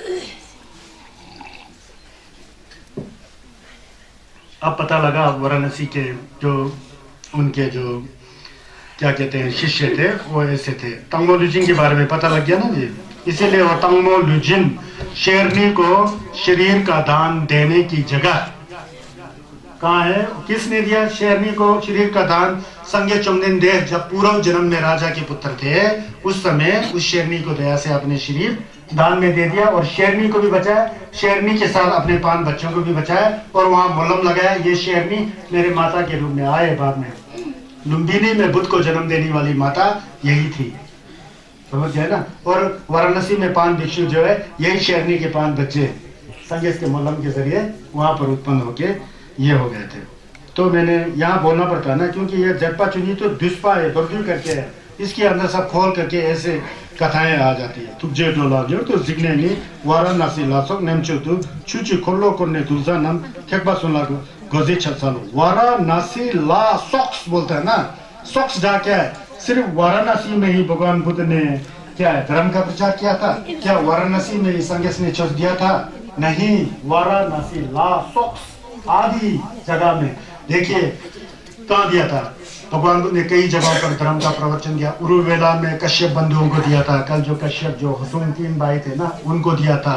फिर जाकर के उन्होंने जागो पुंगबोरी में तो पूरा जो युमपति नहीं है हमारा 12 पोती युमपति है ना, वो जागो पुंगबोरी में दिया था। जागो पुंगबोरी गए आप लोग? जागो पुंगबोरी दर्जे से 70-80 किलोमीटर आगे है ऊपर जाके, जहाँ पर संगे चुनने ने युमपति का पूरा वो दिया था। शरब चिफारल चिंबा का छुस्की खोलो कुर्सी किया था। युमपति सिल में कशंग मारो तो शाह हम लोग बोलते हैं ना युम पढ़ना है भूम पढ़ना है, वो भूम है क्या चीज है? वो संगे चुमनेंदे का धमना है, संगे चुमनेंदे का उपदेश है, संगे चुमनेंदे का छुस का बात है। उसको उन्होंने ग्यालपे खप के जगो पुंगबोरी के ऊपर में वहां पर उन्होंने वो किया था। और शरब निंबो में लिखा हुआ ना दिखे थके थपा दुए जना चुमनेंदे जलपे खाप जाओ पुंगबोरेला गेलुंगी गेंदेन शिंबो था रब तो मंबो तब चुप तो झुक से बोलते हैं ना।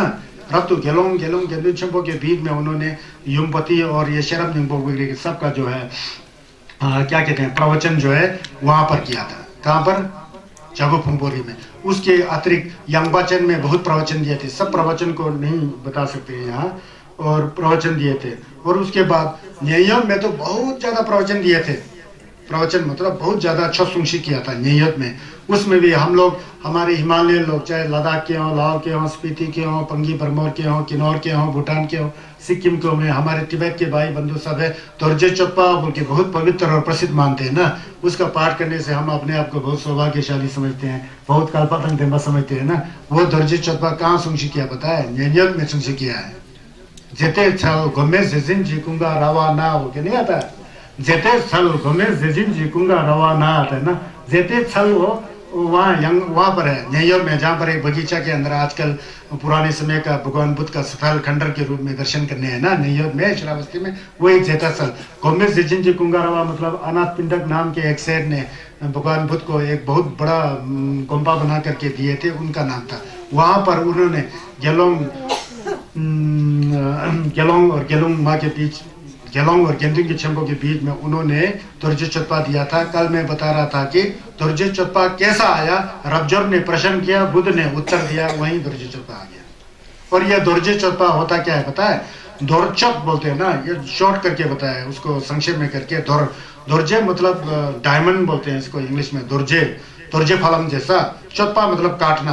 कहते हैं कि संगेश का जो सुंग है ना, खासकर शरब चिफारत चिंबा का सुंग है ना, वो एक काटने वाली तेज हथियार की तरह है बोलते हैं। वो ज्ञान का प्रतीक है, ज्ञान को बता रहा है। सही में तलवार नहीं है, कोई चाकू नहीं है, कोई भाला नहीं है, कोई बंदूक नहीं है।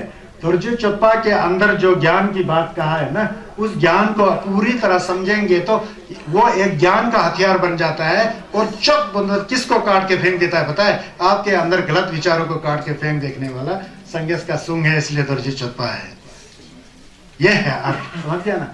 दोरजे चोप्पा के अंदर जो बात कहा है, रबजर जी ने प्रश्न किया है, भगवान बुद्ध जी ने उसका समाधान किया। उन सारी बातों को हम लोग कान से सुन करके, मन में रख करके, चिंतन में ला करके, कौम जमलिंग करके, वो बस जब समझ में आएगा ना, आपके अंदर जो दो चार जन्म तिमुक छतो गजल रूपी जो दुश्मन बैठा है ना अंदर, उस सबको उखाड़ के फेंक देगा और ज्ञान अंदर आ जाएगा। आप में बुद्धता होने की वो आ जाएगी, प्रवृत्ति आ जाएगी। इसीलिए दोरजे चोप्पा एक दुर्जय फलम हीरा का बना हुआ हथियार जैसा संगे चुमनिंदे का सूंग, संगे चुमनिंदे का प्रवचन, जिसको धारण करने से आपके अंदर जितना जहर गुलाया, आपके मन के अंदर जो एक दुश्मन रूपी सबसे बड़ा दुश्मन अपना सेंस होता है, हमेशा याद रखो।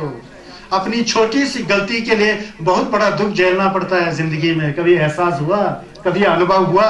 गलती छोटा होता है, छोटा गलती को खुद ने बड़ा बना दिया और दुगना तिगना चौगुना और 1000 गुना दुख खुद ने बनाया हुआ खुद ही झेलना पड़ता है। इसलिए तो संगे चुमनिंदेस ने कंजर मुच्चे के अंदर 2 में एक जगह कहा कि सेमनी डानंग डाचेंदे सेमले शेम्बे डामाई सुशिंग रंगी रंग से तर सेमनी रंगी रंगला सेक्स बोलते हैं। समझ गए ना? सबसे बड़ा दुश्मन अपना मन है, अपना सेंस है। हम गलत विचार कहाँ लाते हैं? दूसरे के मन से थोड़े अपना विचार में आ जाता ना गलत। उसको काटूंगा, उसको मारूंगा, झूठ बोलूंगा, चुगली करूंगा, कठोर वचन बोलूंगा, उसका सत्यानाश हो जाए, मैं हमेशा आनंद रह जाए, ऐसी भावना आता है ना, वो सबसे बड़ा दुश्मन है। वो खुद को जला देता है बाद में। सेमनी डानंग डाचेंते, अपना मन जो है ना सबसे बड़ा दुश्मन है, उसी को दुत कहते हैं। दुत वो है। सेमनी डानंग डाचेंते बोलते हैं सेमनी डानंग सेमले जेम्बे डामे, अपने मन से बड़े कोई दुश्मन नहीं होता बोलते हैं। पता है सुपशिंग 2 लकड़ी को ऐसा करके रगड़ते रहेगा ना, बाद में दोनों लकड़ी से आग निकल आएगा, जल के भस्म हो जाएगा। वैसे हमारा सेंस जो है ना ऐसा उटपटांग सोचते सोचते सोचते अपना मन को भी जला देगा, शरीर को भी जला देगा, पूरा सत्यानाश कर देगा। इसलिए सेम सबसे बड़ा दुश्मन है। सेमनी डानंग डाचेंते सेमले जेम्बे डामा सुपशिंग रंगला रंग से तो सेमले रंगे रंगला से। और दूसरी दृष्टि से देखा जाए तो सेम सबसे बड़ा लामा है। लामा कौन है? अपना सेंस है। समझ गया ना? मैं हर एक बार बताया, संगेश ने सुनशी किया है। सेंस है ना, अपना सेंस जो है सबसे बड़ा लामा। गुरु अपना सेंस है। 2 तरह का गुरु होता है, गुरु होते हैं। भगवान बुद्ध ने कहे हुए शर्चिन में, शरब जो परल तो चिंपा में, एक बाहर का गुरु, एक अंदर का गुरु। कहते हैं छी योंगजिन, नंगी योंगजिन बोल के ऐसा आता है शर्चिन के अंदर। छी योंगजिन, मैं आपका बाहर का गुरु है ना, बाहर से मैं आपका प्रवचन कर रहा हूँ, आप कान से सुन रहे हो, है ना, सुन तो रहे हो, लेकिन जब तक ये सुना हुआ ये दमगा जो चस मैं बता रहा हूँ ना, इसको जब तक आप लोग मन में नहीं रख करके, मन में रख करके न्यमलन नहीं करके अगर ऐसा ही हवा में रखोगे तो कहाँ आपका सेम सुधरेगा? नहीं सुधरेगा, असंभव है, असंभव है, इम्पॉसिबल है, सुधर ही नहीं सकता है। बाहर का गुरु तो बहुत कोशिश कर रहा है बताने के लिए, लेकिन आपने उस दमगा को, उस शौस को, उस न्यमलन की बात को, उस शिक्षा को आपने नहीं संभाला। सेम में नहीं संभाला तो भूल गए। फिर जैसे पहले थे आज भी वैसा, कल भी वैसा, चलो टाइम पास हो रहा है, क्या लेना देना है, टाइम पास चल रहा है, ऐसा करके हमारा जिंदगी बीत जाता है। जब गुरु, बाहर का गुरु के द्वारा बताया गया जो उद्देश्य है, प्रवचन है, उसको आप सुनते हो, मन में करते हो, न्यमलन करेगा तो बाहर का गुरु का बताया वाला जो दमगा है ना वो आपके काम आएगा। उसको काम में लगाना कि नहीं लगाना आपका सेंस का बात है ना। तो आपका सेंस जब तक रेडी नहीं होता तो आप कहाँ सुधरेगा? इसलिए असली गुरु जो है अपना मन ही होता है। ये हूं तो मैं भी गुरु हूं, लेकिन जब मेरे द्वारा किया हुआ बात को आप सुनोगे नहीं, ढंग से मन में नहीं रखोगे और सन के अंदर जो नमतो है उसको धोने का काम नहीं करोगे तो वो कपड़ा तो मैला ही रहेगा ना।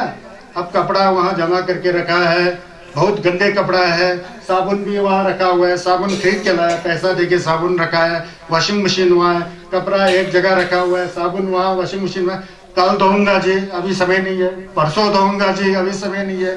जब तक वो साबुन को उठा करके वॉशिंग मशीन में नहीं डाल करके उसको जब स्विच ऑन नहीं करेगा तो वो कपड़ा धुलेगा जी? साबुन तो दिया लाला जी ने, पैसा भी आपने खर्च किया, सब कुछ है, लेकिन धुला ही नहीं तो कहाँ धुलेगा? किसको धुलना है? खुद को धुलना है ना। यही बात यहाँ है, जब तक अपने सेंस को चस में नहीं डालोगे, चाहे आप बड़े से बड़े गुरुजी संगेश चंदनदे का ही दर्शन नहीं करो, आपको फायदा नहीं होने वाला है। इसीलिए संगेश चंदनदे थरपा देने वाले नहीं है, लंगा दिखाने वाले हैं। यहाँ नंबर संजय शास्त्र में गुरु जो है आपको रास्ता दिखाता है। यहाँ कोई पाखंडी नहीं होता है, यहाँ कोई चमत्कार नहीं होता है, जादू नहीं होता है, कोई टना वना करके एकदम आपका कल्याण करे, ऐसा प्रावधान है ही नहीं है संगेश के चौथ में। आप समझ ही रहे हैं यहाँ क्या है ना। ये तो गुरु रिम्पोछे जी ने जब आए थे तो लोगों का चलो थोड़ा बड़ा हुंदा का घेट बर्चित भी टल जाए बोल के ये सब स्थिति आ गया है। पुराने समय में तो ये चीजें था ही नहीं।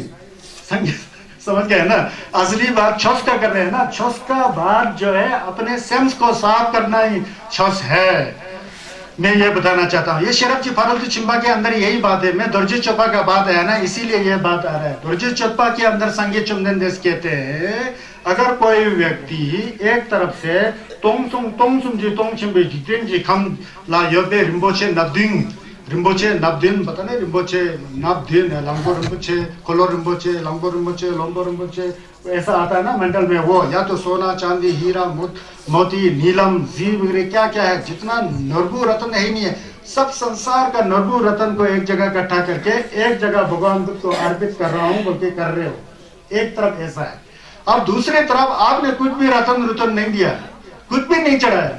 दुर्जय चुप्पा का 3 सिख पढ़ा, 3 लाइन को पढ़ा, पढ़ करके उसको सुना, मन में धारण किया, अपने स्वयं के नमतों को हटाया। तो इन दोनों में से किस में ज्यादा पुण्य है बोल के रबजोर से संगेश पूछते हैं और संगेश रबजोर से पूछते हैं।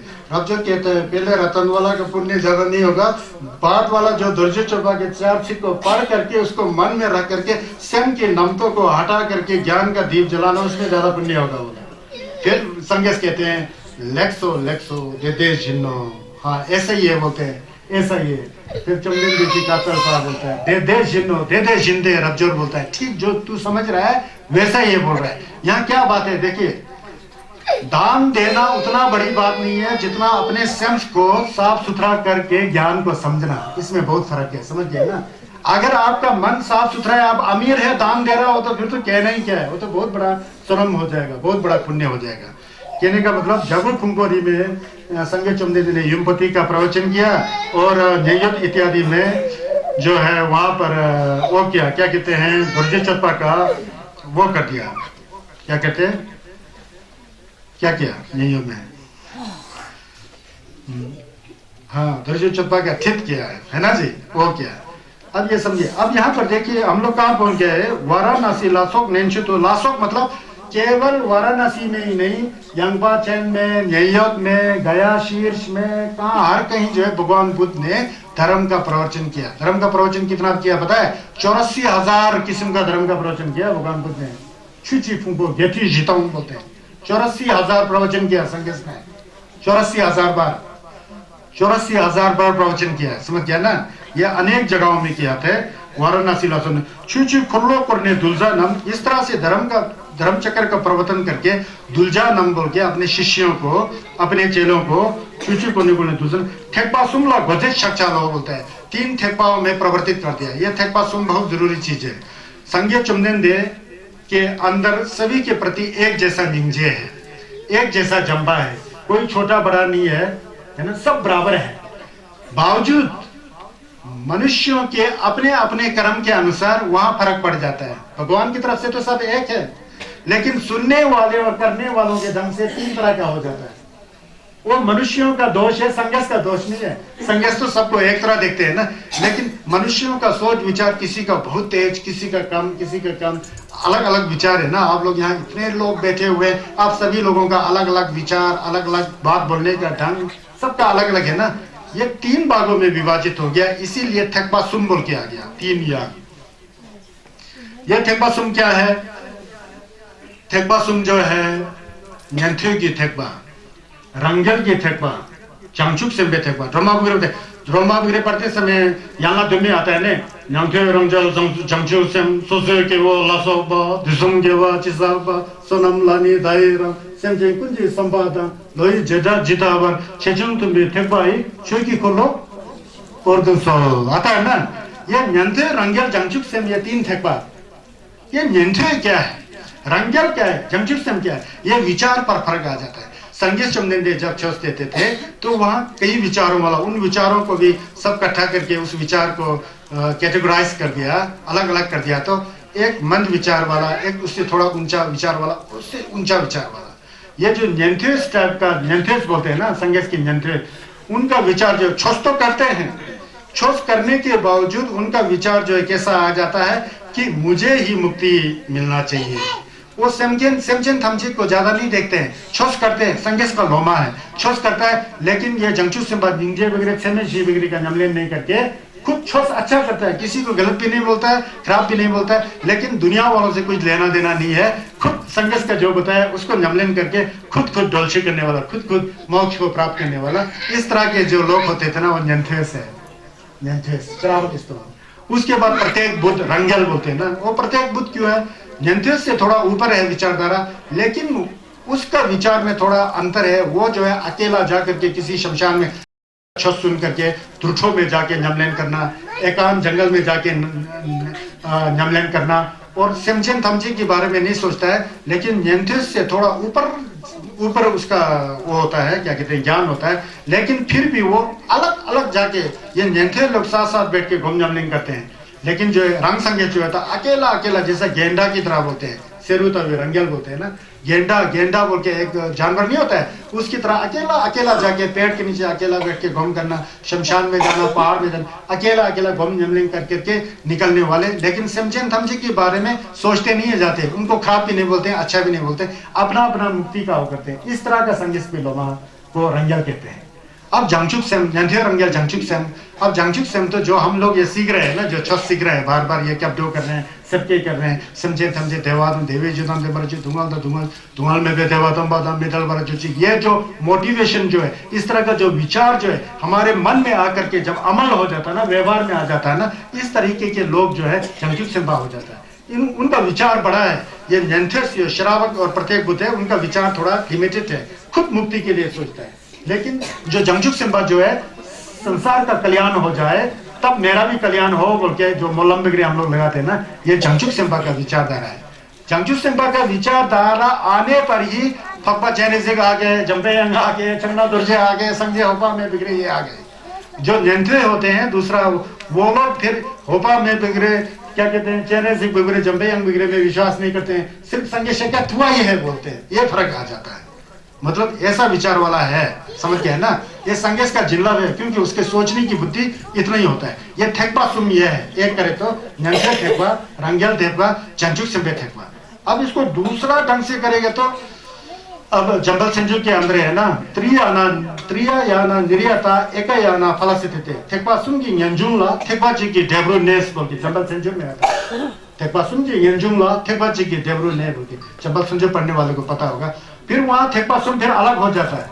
वहाँ पर ठेकपासुम में ठेकमेन ठेकचेन दोर्जे ठेकवा बोल के, फिर दोर्जे ठेकवा बोल के महायान में भी जो हम लोग सुना, दोर्जे ठेकवा में वांग शुशी करना, लुंग शुशी करना, जिलक शुशी करना, फिर गौम जामलिंग करते समय जितन दोलना करेंगे तो फिर जितन दोलना का वो करना, केरिम करना, तगरीम करना है ना, वो फिर ये दूसरा उससे भी ज्यादा सूक्ष्म रूप में जाता है। यहाँ हमको ये वज्र याना दुर्जे ठेकवा के बारे में नहीं कहना है, क्योंकि मैं दीपक चिंगी का आपको वो नंतर सिखा रहा था, लेकिन ये आपके ज्ञान के लिए मैंने इतना बता दिया। कहने का मतलब ठेकवा सुनला खोजे छक सालो बोलते हैं। भगवान बुद्ध जो है सुंचिंग ये तो सुनने चंग दुमा ये तो ससुरो गो बोलते हैं। संगे चुमनेम देश जो है प्रवचन कर रहे हैं, उनका जिला ऐसा है कि संजय सुंचिंग ये तो सुनने चंग दुमा ये तो ससुरो को प्रवचन करें, लेकिन जिसको जैसा सुनना है उसी भाषा में सुन जाता है बोलते हैं। संगेश का जिला में ना एक सुंग बता रहे हैं और अपने ढंग से सबको आ जाता है बोलते हैं। उनका अर्थ जो है सुंचिंग ये तो सुंगने चंग धुमान ये तो सोसुर गो बोलके युमचे मोशरफ जी फरल तुच्छे में निपायर। और बुद्ध दूसरी तरफ कहते हैं ये संगोच पर फ्लाई के तो नुसन लूता नुजिंग के डुलुम दागा में के नम दा डुआ पंजे डाके जिस पर थमची के तो दागे च्युतन तो बोलते हैं। कहते हैं कि मैं जब प्रवचन करता हूँ तो फ्ला जो है लाई भाषा में समझ जाता है, लू जो है लुई भाषा में समझ जाता है, नोजिंग जो है नोजिंग की भाषा में, डुलुम जो है डुलुम की भाषा में समझ जाता है, और मैं उस भाषा में भी प्रवचन करने का समर्था रखता हूँ। इसलिए ये कहते हैं संज्ञा चुमने का झटपा इस तरह से।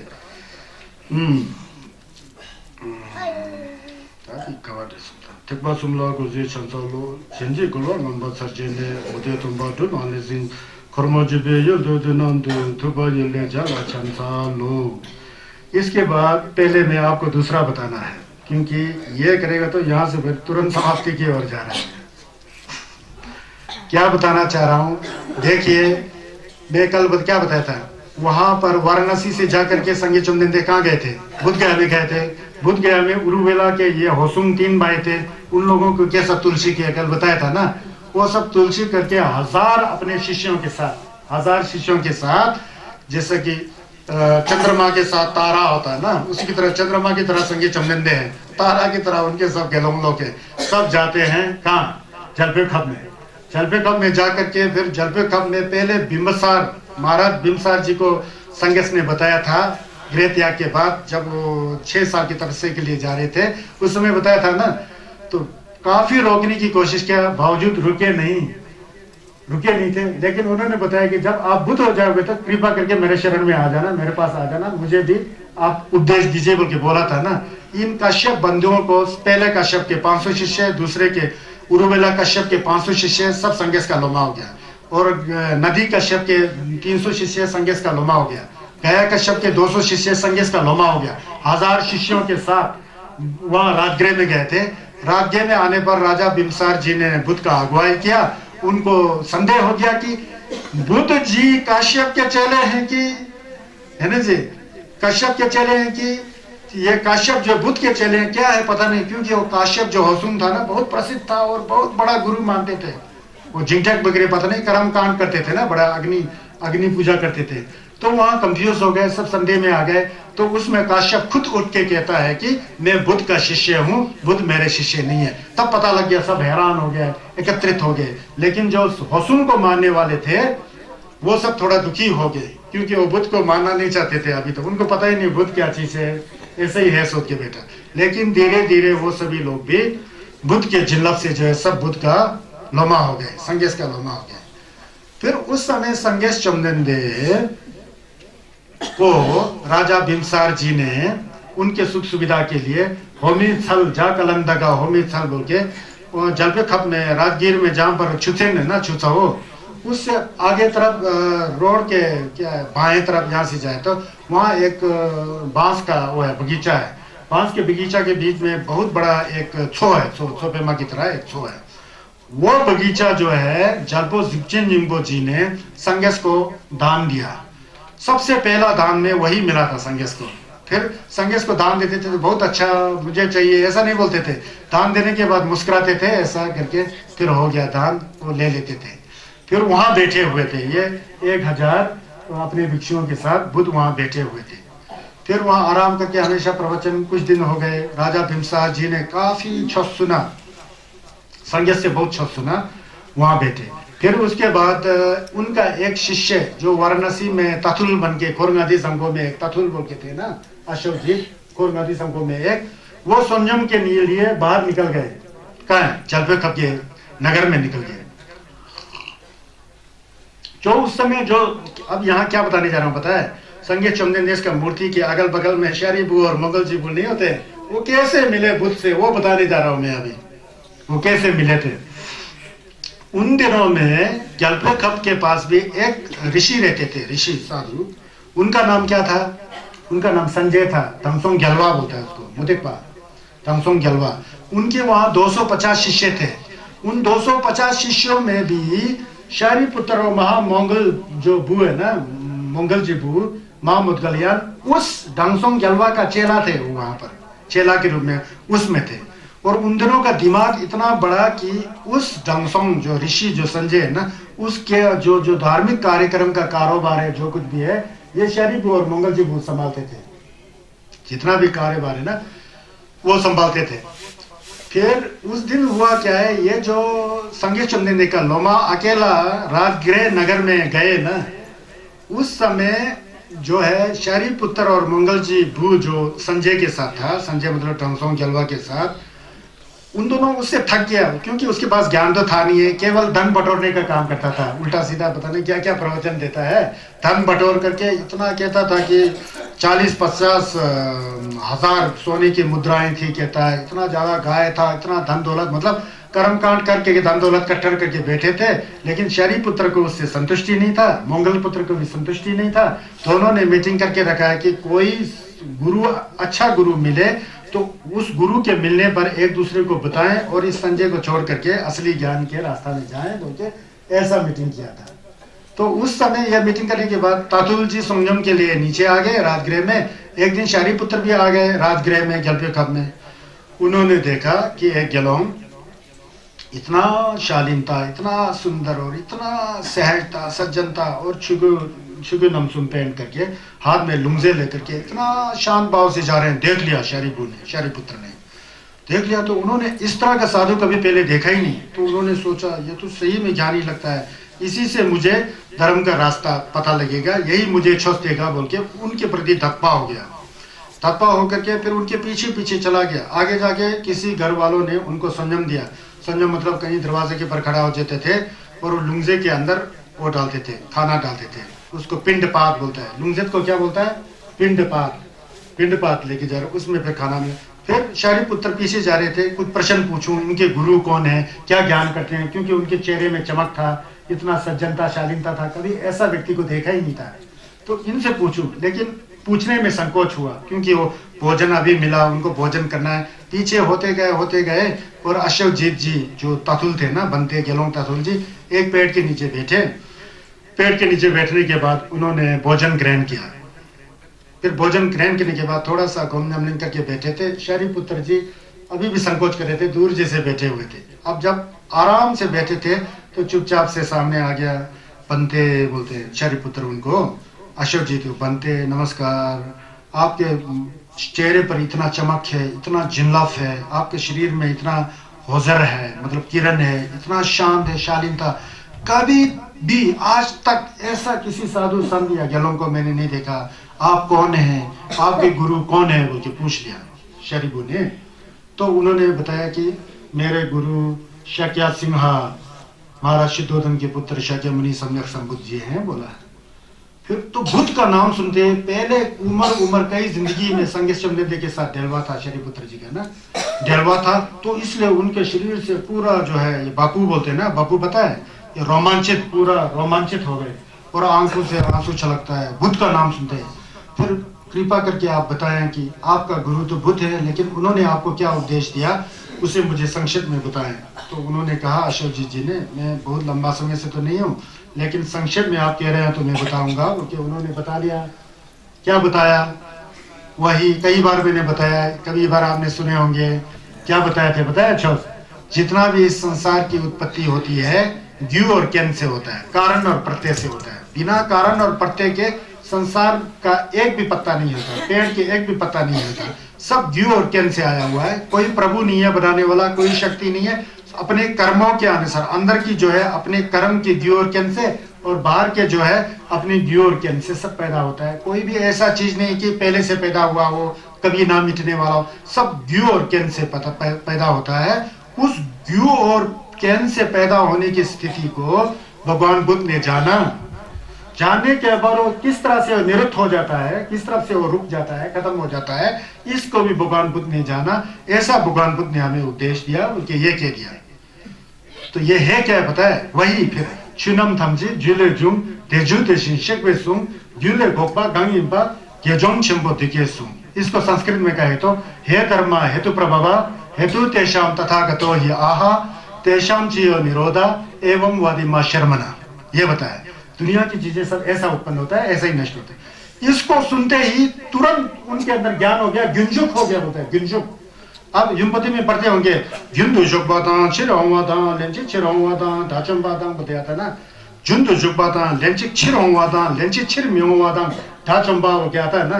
ये गुंजुक में आ गया। गुंजुक का मतलब स्वयं के अंदर ज्ञान उत्पन्न हो गया है, अब उसको आगे ही जाना है, पीछे नहीं हटना है। इस तरह की ज्ञान की भावना शरीपुत्र में आ जाएगा। वो हैरान हो गए, अब बुद्ध के दर्शन के लिए लालायित हो गए। फिर जाकर के अपने मित्र को बोलते हैं मंगल जी बू को, मैंने गुरु पा लिया है। फिर मंगल जी बू से जब दर्शन हुआ तो शरीपुत्र का, एक दूसरे को बता के रखा था ना, देखा तो शरीपुत्र का चेहरा अलग हो गया हुआ है। शरीपुत्र के चेहरे में भी चमक है, उनमें भी शालीनता है, सज्जनता है। हे मित्र तुझे क्या हो गया?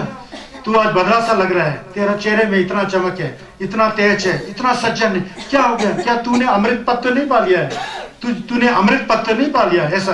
फिर कहा तू ठीक कह रहा है, मैंने एक ऐसे गुरु का दर्शन किया है कि उसी गुरु के बदौलत मुझे समझ में आएगा, जा तू भी चल मेरे साथ बोल के दोनों वहां जाके वो भी फिर इस बात को सुनते हैं। मंगल जी को चुनम थमजे जुले तुम तेजु तेजे शिकवे सुन जुले गोपा गाइंबा ये जोंगचिंबो देके सोंग। पता है ये है धर्मा हेतु प्रभवा हेतु तेषाम तथागतो ये आहा तेषाम जियो निरोधा एवं वादी मां शर्मना। पता है ना, ये नक्श जो है हम लोग लामा जी लोग कोई लोपन लोग को रमने के लिए बुलाते हैं ना, इसको पढ़ते हैं। क्यों पढ़ता है? यही संगे चुमनिंदे की तेंबा रिम्पोछे का जड़ है, बहुत साचिंपो, इसीलिए इसको पढ़ते हैं।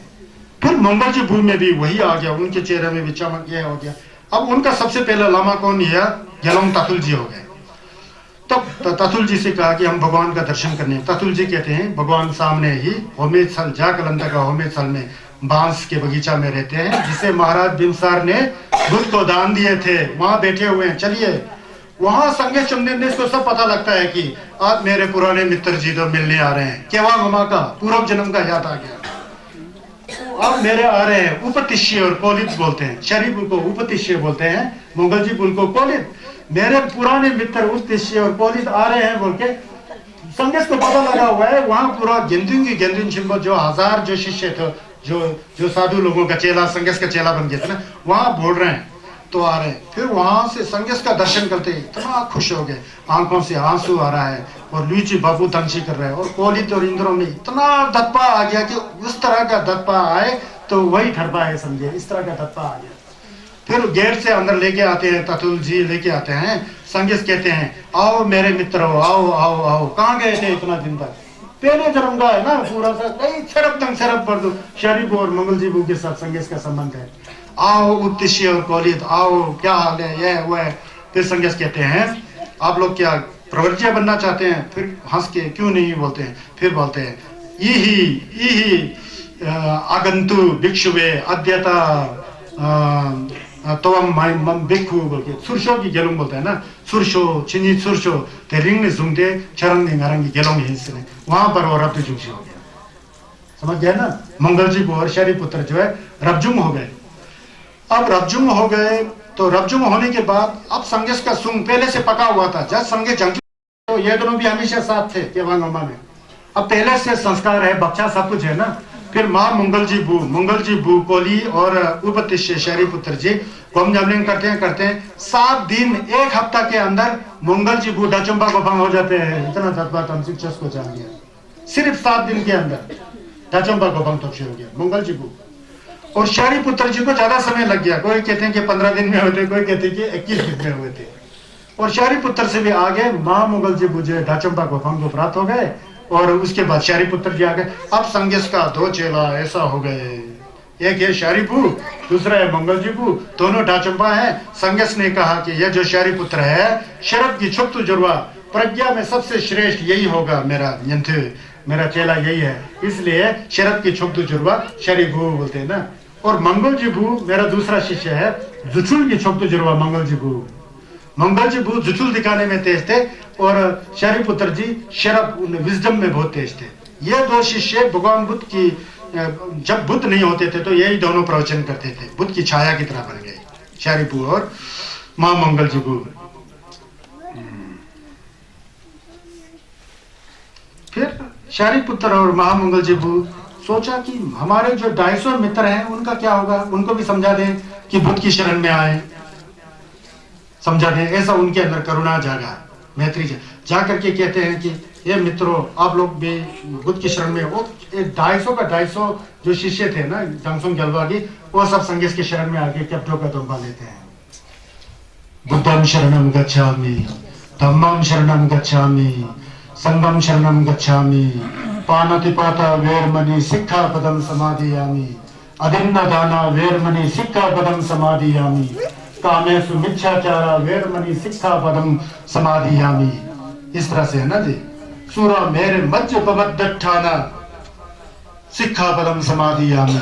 आज से हम हिंसा छोड़ते हैं, व्यभिचार छोड़ते हैं, नशीली वस्तुओं का सेवन करना छोड़ते हैं, चोरी करना छोड़ते हैं, झूठ बोलना छोड़ते हैं।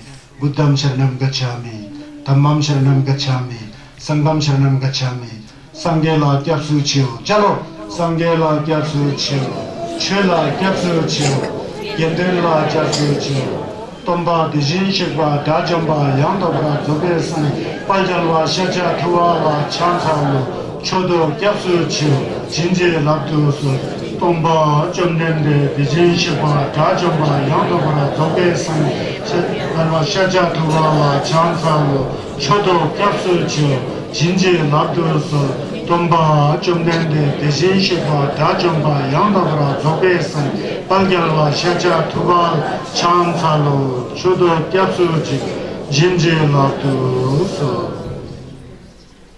शारी पुत्र और महामुद्गलयान ने प्रवर्जित किया। बौद्ध धर्म के अंदर सूर्य और चांद की तरह भगवान के दो शिष्य आ गए। अब यहाँ से संगीत चमदेंदे का छस इतना फैल जाता है कि उसका अनुमान लगाना ही नहीं लगा सकते हम लोग अनुमान। इस तरह के संगीत के तंबारे मुझे में सूरज की रोशनी की भांति वो आ गया। देखिए शारी पुत्र जी का एक नमथर है, ये नमथर बहुत बड़ा है, शोर में बता सकते हैं। शारीपुत्र जी का जन्म, शारीपुत्र मतलब शारीबू का जन्म, आजकल जहां नालंदा विश्वविद्यालय का खंडर हम लोग दर्शन करते हैं ना, वहां एक गांव था पुराने समय में, नालक गांव, नालक था उस गांव का नाम। नालक इसलिए पड़ा कि वहां कई झील होते थे, कमल का फूल गिरते हुए, नाल मतलब कमल का फूल पैदा होते थे ना, इसलिए नालक गांव बोल के पड़ा। जो भी हो, जहां पर नालंदा विश्वविद्यालय हुआ है वहीं शारी, इसीलिए वहां पर नालंदा विश्वविद्यालय का निर्माण किया, क्योंकि शरब की छोटू जो शारी पुत्र थे ना, अब लोकजोंग करने के लिए, नमलिंग करने के लिए शरब जो है ना, वो तेंदल निश्चय करके नालंदा तुगला खंड का निर्माण शारी पुत्र के जन्म स्थान पर किया। समझ गया ना, जो नालंदा विश्वविद्यालय था वो नालक गांव में उनका जन्म हुआ था। ब्राह्मण थे शारी पुत्र और महामुद्गलन क्या थे? ब्राह्मण थे। भगवान बुद्ध क्या थे? राजा के पुत्र थे। देखो संन्यास का लीला कैसा है। भगवान बुद्ध राजा के पुत्र, राजकुमार थे, और ये शारी पुत्र और महामुद्गलयान ब्राह्मण थे। समझ गया ना। तो उनके सामने कोली नाम का एक गांव था, वहां से महामुद्गलयान के जन्म हुआ। बचपन के दोनों बहुत अच्छे मित्र थे, शारी पुत्र और मुगल जी, ब्राह्मण के बच्चे थे। तो ऐसा संयोग हुआ कि शारी पुत्र जी के 3 भाई थे, पता है। एक का नाम चुंदा था, एक का नाम उपसेन था, नेवेद्य बोलते हैं उसको, छस में आता है नेवेद्य, चुंदा, और एक का नाम रेवत। रेवत का मतलब ढकपा बोलते हैं, ढकपा बोल के नाम आता है ना, ढकपा यानी नेवेद्य, चुंदा बोल के 3 भाई थे। और उनकी 3 बहनें थी, और एक दीदी और एक बहन थी। चाला, उपचाला, शिशु उपचाला बोल के 3 थे। यह खुद सबसे बड़े थे, है ना। अब ये कितना थे? 7। ये 7, 3 बहन और 4 भाई, सब डाचंबा हो गई थी। उनके माता कितना भाग्यशाली था जो 7 डाचंबा का माँ थी। 7 डाचंबा का माँ, शारी पुत्र के माता जी। शारी पुत्र अपने भाइयों के साथ चारों का चारों डाचंबा हो गए, अरथ हो गए, मुक्त हो गए। और 3 बहनें भी, जलोमा का दोम्बाली है ना, वो भी डाचंबा हो गई। 7 डाचंबा की माँ शारी पुत्र की माता जी। शारी पुत्र जी के माता का नाम क्या था?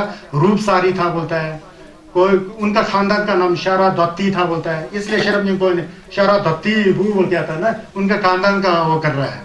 कहीं पर शारी भू, माता सारी का भू होने के नाते शारी भू बोलते हैं। समझ गए ना। तो बचपन से बड़े भारी ज्ञानी थे, बहुत प्रकांड विद्वान के रूप में ऐसे थे। ऐसे होते हुए जो बड़ा होकर के फिर उन्होंने जो है, जैसे बुद्ध ने गृह त्याग है ना, ऐसे ही मन नहीं लगता था, धन संपत्ति, बड़े सेठ के पुत्र थे, सब सुख छोड़ करके उन दिनों में बुद्ध के शरण में नहीं जा करके अपना पूर्व जन्म का ले होता ना कर्म, उसके ले और ढंगसों जलवा के चेहरा बन जलवा है ना, तो 250 शिष्यों के साथ। लेकिन वो ढंगसों जलवा को इतना समझाया, यार आप भी आओ बुद्ध की शरण में। वो इतना लालची और इतना दुष्ट आदमी था, वो संन्यास का लोमा नहीं बना, उनका लामा अकेला बच गया, सब लोमा लोग संन्यास का चेहरा बन गया। समझ गया ना। तो ऐसा हो गया। तो शारी पुत्र जी और महामुद्गलन जी जो है ना, संन्यास से गुंगलों में बड़े थे, इसलिए संन्यास चमदेंदे होम्बा नंगेले देशे करने से पहले ही शारी पुत्र जी का परिनिर्वाण हो गया, और मंगल जी भू का भी परिनिर्वाण हो गया।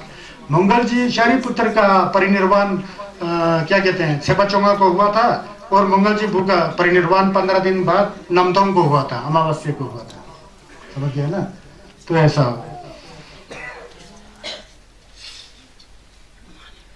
तो थांग 600 था।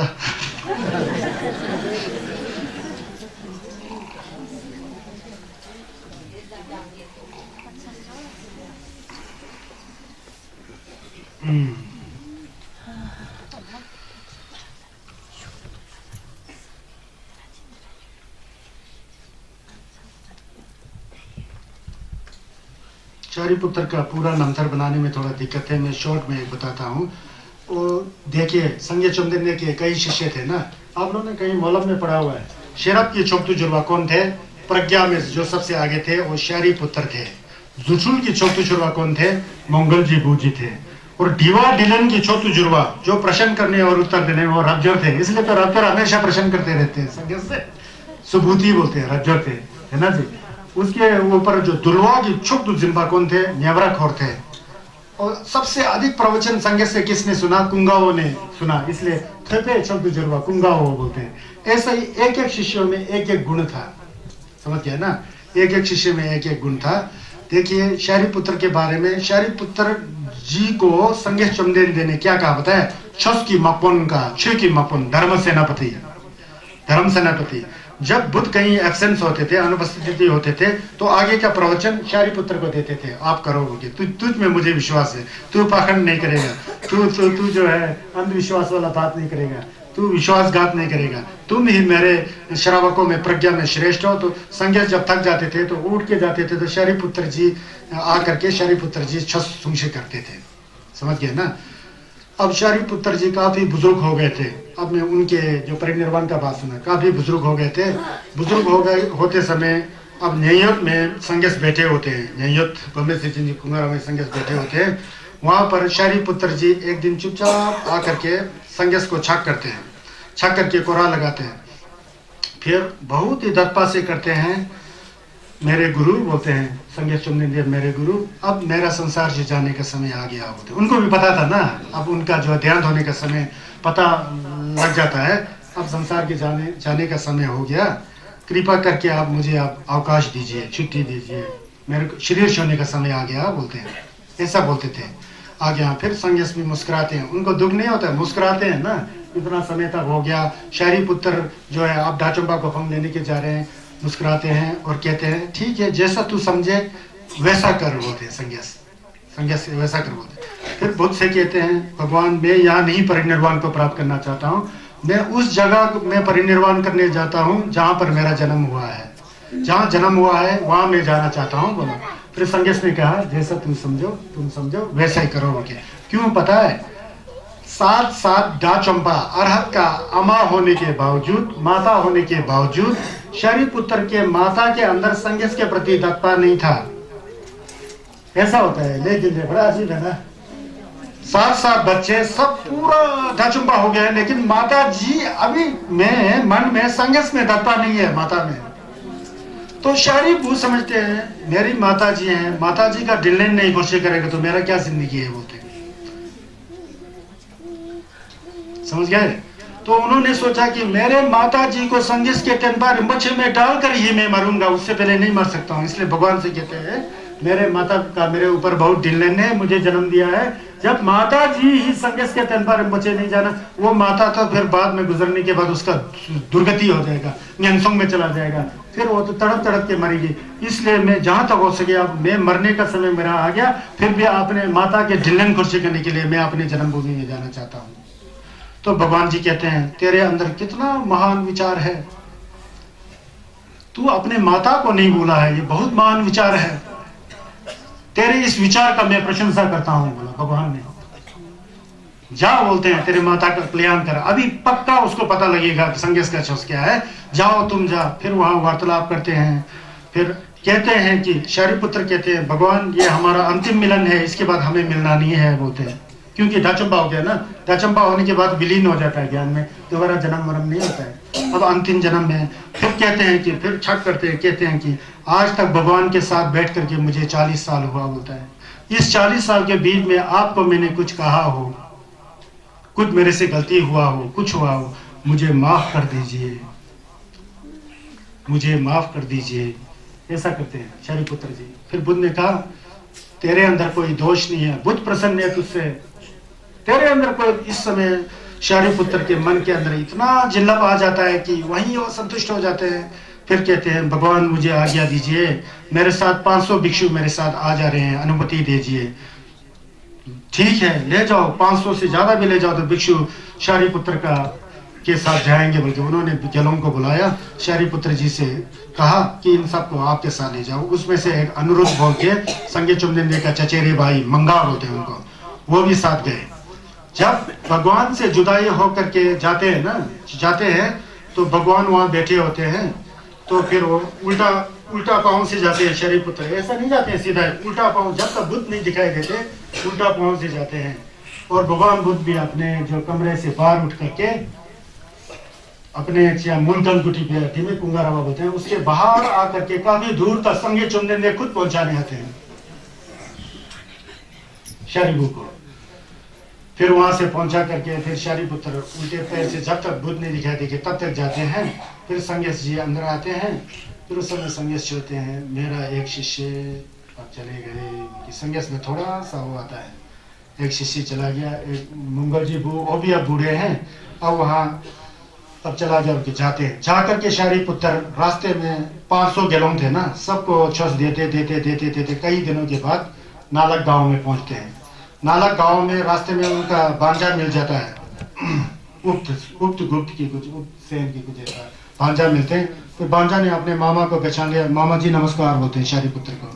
फिर वो पूछते हैं तेरी नानी कैसी है? नानी ठीक है, सब कुछ ठीक है। नानी का मतलब शरीपुत्र जी का अम्मा जी, फिर ठीक है बोलते हैं। फिर वहां पर बड़ा खुश हो गई शरीपुत्र की माता, बड़ा खुश है। उन्होंने सोचा कि अब गेलोंग गलोंग सब छोड़ करके घर बसाने आ रहे हैं बुढ़ापे में, बड़ा खुश होकर बैठी हुई है माता जी। उल्टा बुद्धि है ना, खुश होकर बैठी, उसको क्या पता कि परिनिर्वाण होने आ रहे हैं। फिर वहां गए, फिर अपने बांजा को भेज देते हैं, जा वहां पर सब लीपा पोती करके 500 भिक्षुओं को गेलोंग को रहने के लिए स्थान को साफ किया जाए। फिर शरीपुत्र का जहाँ जन्म हुआ था उस कमरे को भी साफ किया जाए, शरीपु का जाके सब साफ सुथरा करके फिर गेलोंग लोग प्रवेश करते हैं। गेलोंग लोग आते हुए देखकर शरीपुत्र की माँ गुस्सा में आ गई, ये क्या ये सब गिरवा वस्त्र पहन करके ये गेलोंग लोग कहाँ जा रहे बोल के वो गुस्सा जैसा हो गए। फिर उनको पता नहीं था कि बेटे का समय जो है बीत चुका है, कल वो शरीर को छोड़ते हैं ना शरीपुत्र जी। फिर रात को फिर गेलोंग से कहते हैं कि मेरा उसको बिस्तरा को ठीक करो, उठ भी नहीं पा रहे थे। फिर रात को उनको खून का दस्त हुआ। फिर एक बहाना होता है मरने का, गेलोंग वगैरह भी खून का दस्त हो के कैंसर वगैरह करके गुजरते हैं। जलवा कर्मा कुंठन चुनतुन चुटुपा जो थे ना, उनको कैंसर होकर के गुम्बासोक्षी किया ना। बड़े बड़े लामा लोगों को भी ये आता है, ये कोई बड़ी बात नहीं है, ये एक बहाना है। तो ऐसा है, फिर ऐसा करके वहां बैठ के फिर रात को क्या देखती है माता, शाम के समय, सुबह तो गुजर जाते हैं ना, रात को लायू से लाल लोग आ करके जहां पर शरीपुत्र जी सोए थे पूरा ऐसा उजाला से चमक रहा है, और सब देवता लोग ऐसा बैठे हुए, गेलोंग लोग सब ऐसे।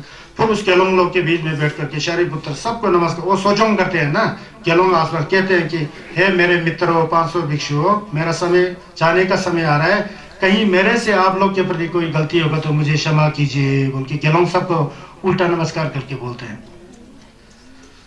फिर बोलने पर गेलोंग लोग कहते हैं शरब की छुप जुर्बा शरीबू, हमारे अंदर कोई ऐसा दुर्भावना भी नहीं है, आपने भी कोई गलती नहीं है, आप बिल्कुल दोष रहित थे, ऐसा करके फिर वो बिल्कुल मुक्त होकर के फिर चरपाई पर बैठते हैं। चरपाई पर बैठ करके माता जी आती है, उसने देखा कि इतना प्रकाशित हुआ है, देव लोगों से प्रकाश आ गया, इतना प्रकाशित है, सब गेलोंग लोग ऐसा चंद्रमा की तरह दिखाई दे रहा है, जैसा कि तारे के साथ चंद्रमा नीचे आया है, इस तरह से बड़ा सुंदर वातावरण है। बड़ा हैरान हो गए, तो उन्होंने सोच लिया, उस समय समझ गया अगर मेरे बेटे का ही इतना ज्यादा रुतबा है, इतना ज्यादा इसमें ऊर्जा, इतना ज्यादा इसमें जिन्नब है, तो इसकी गुरु के अंदर कितना जिन्नब हो गया, समझ करके संगस का छस जो है आमा में आ गया। आमा में आ गया तो शरीबू ने कहा कि भगवान आपका जिन्नब जो है अतुलनीय है, मैंने अपने माता का दिल ने खुशी किया।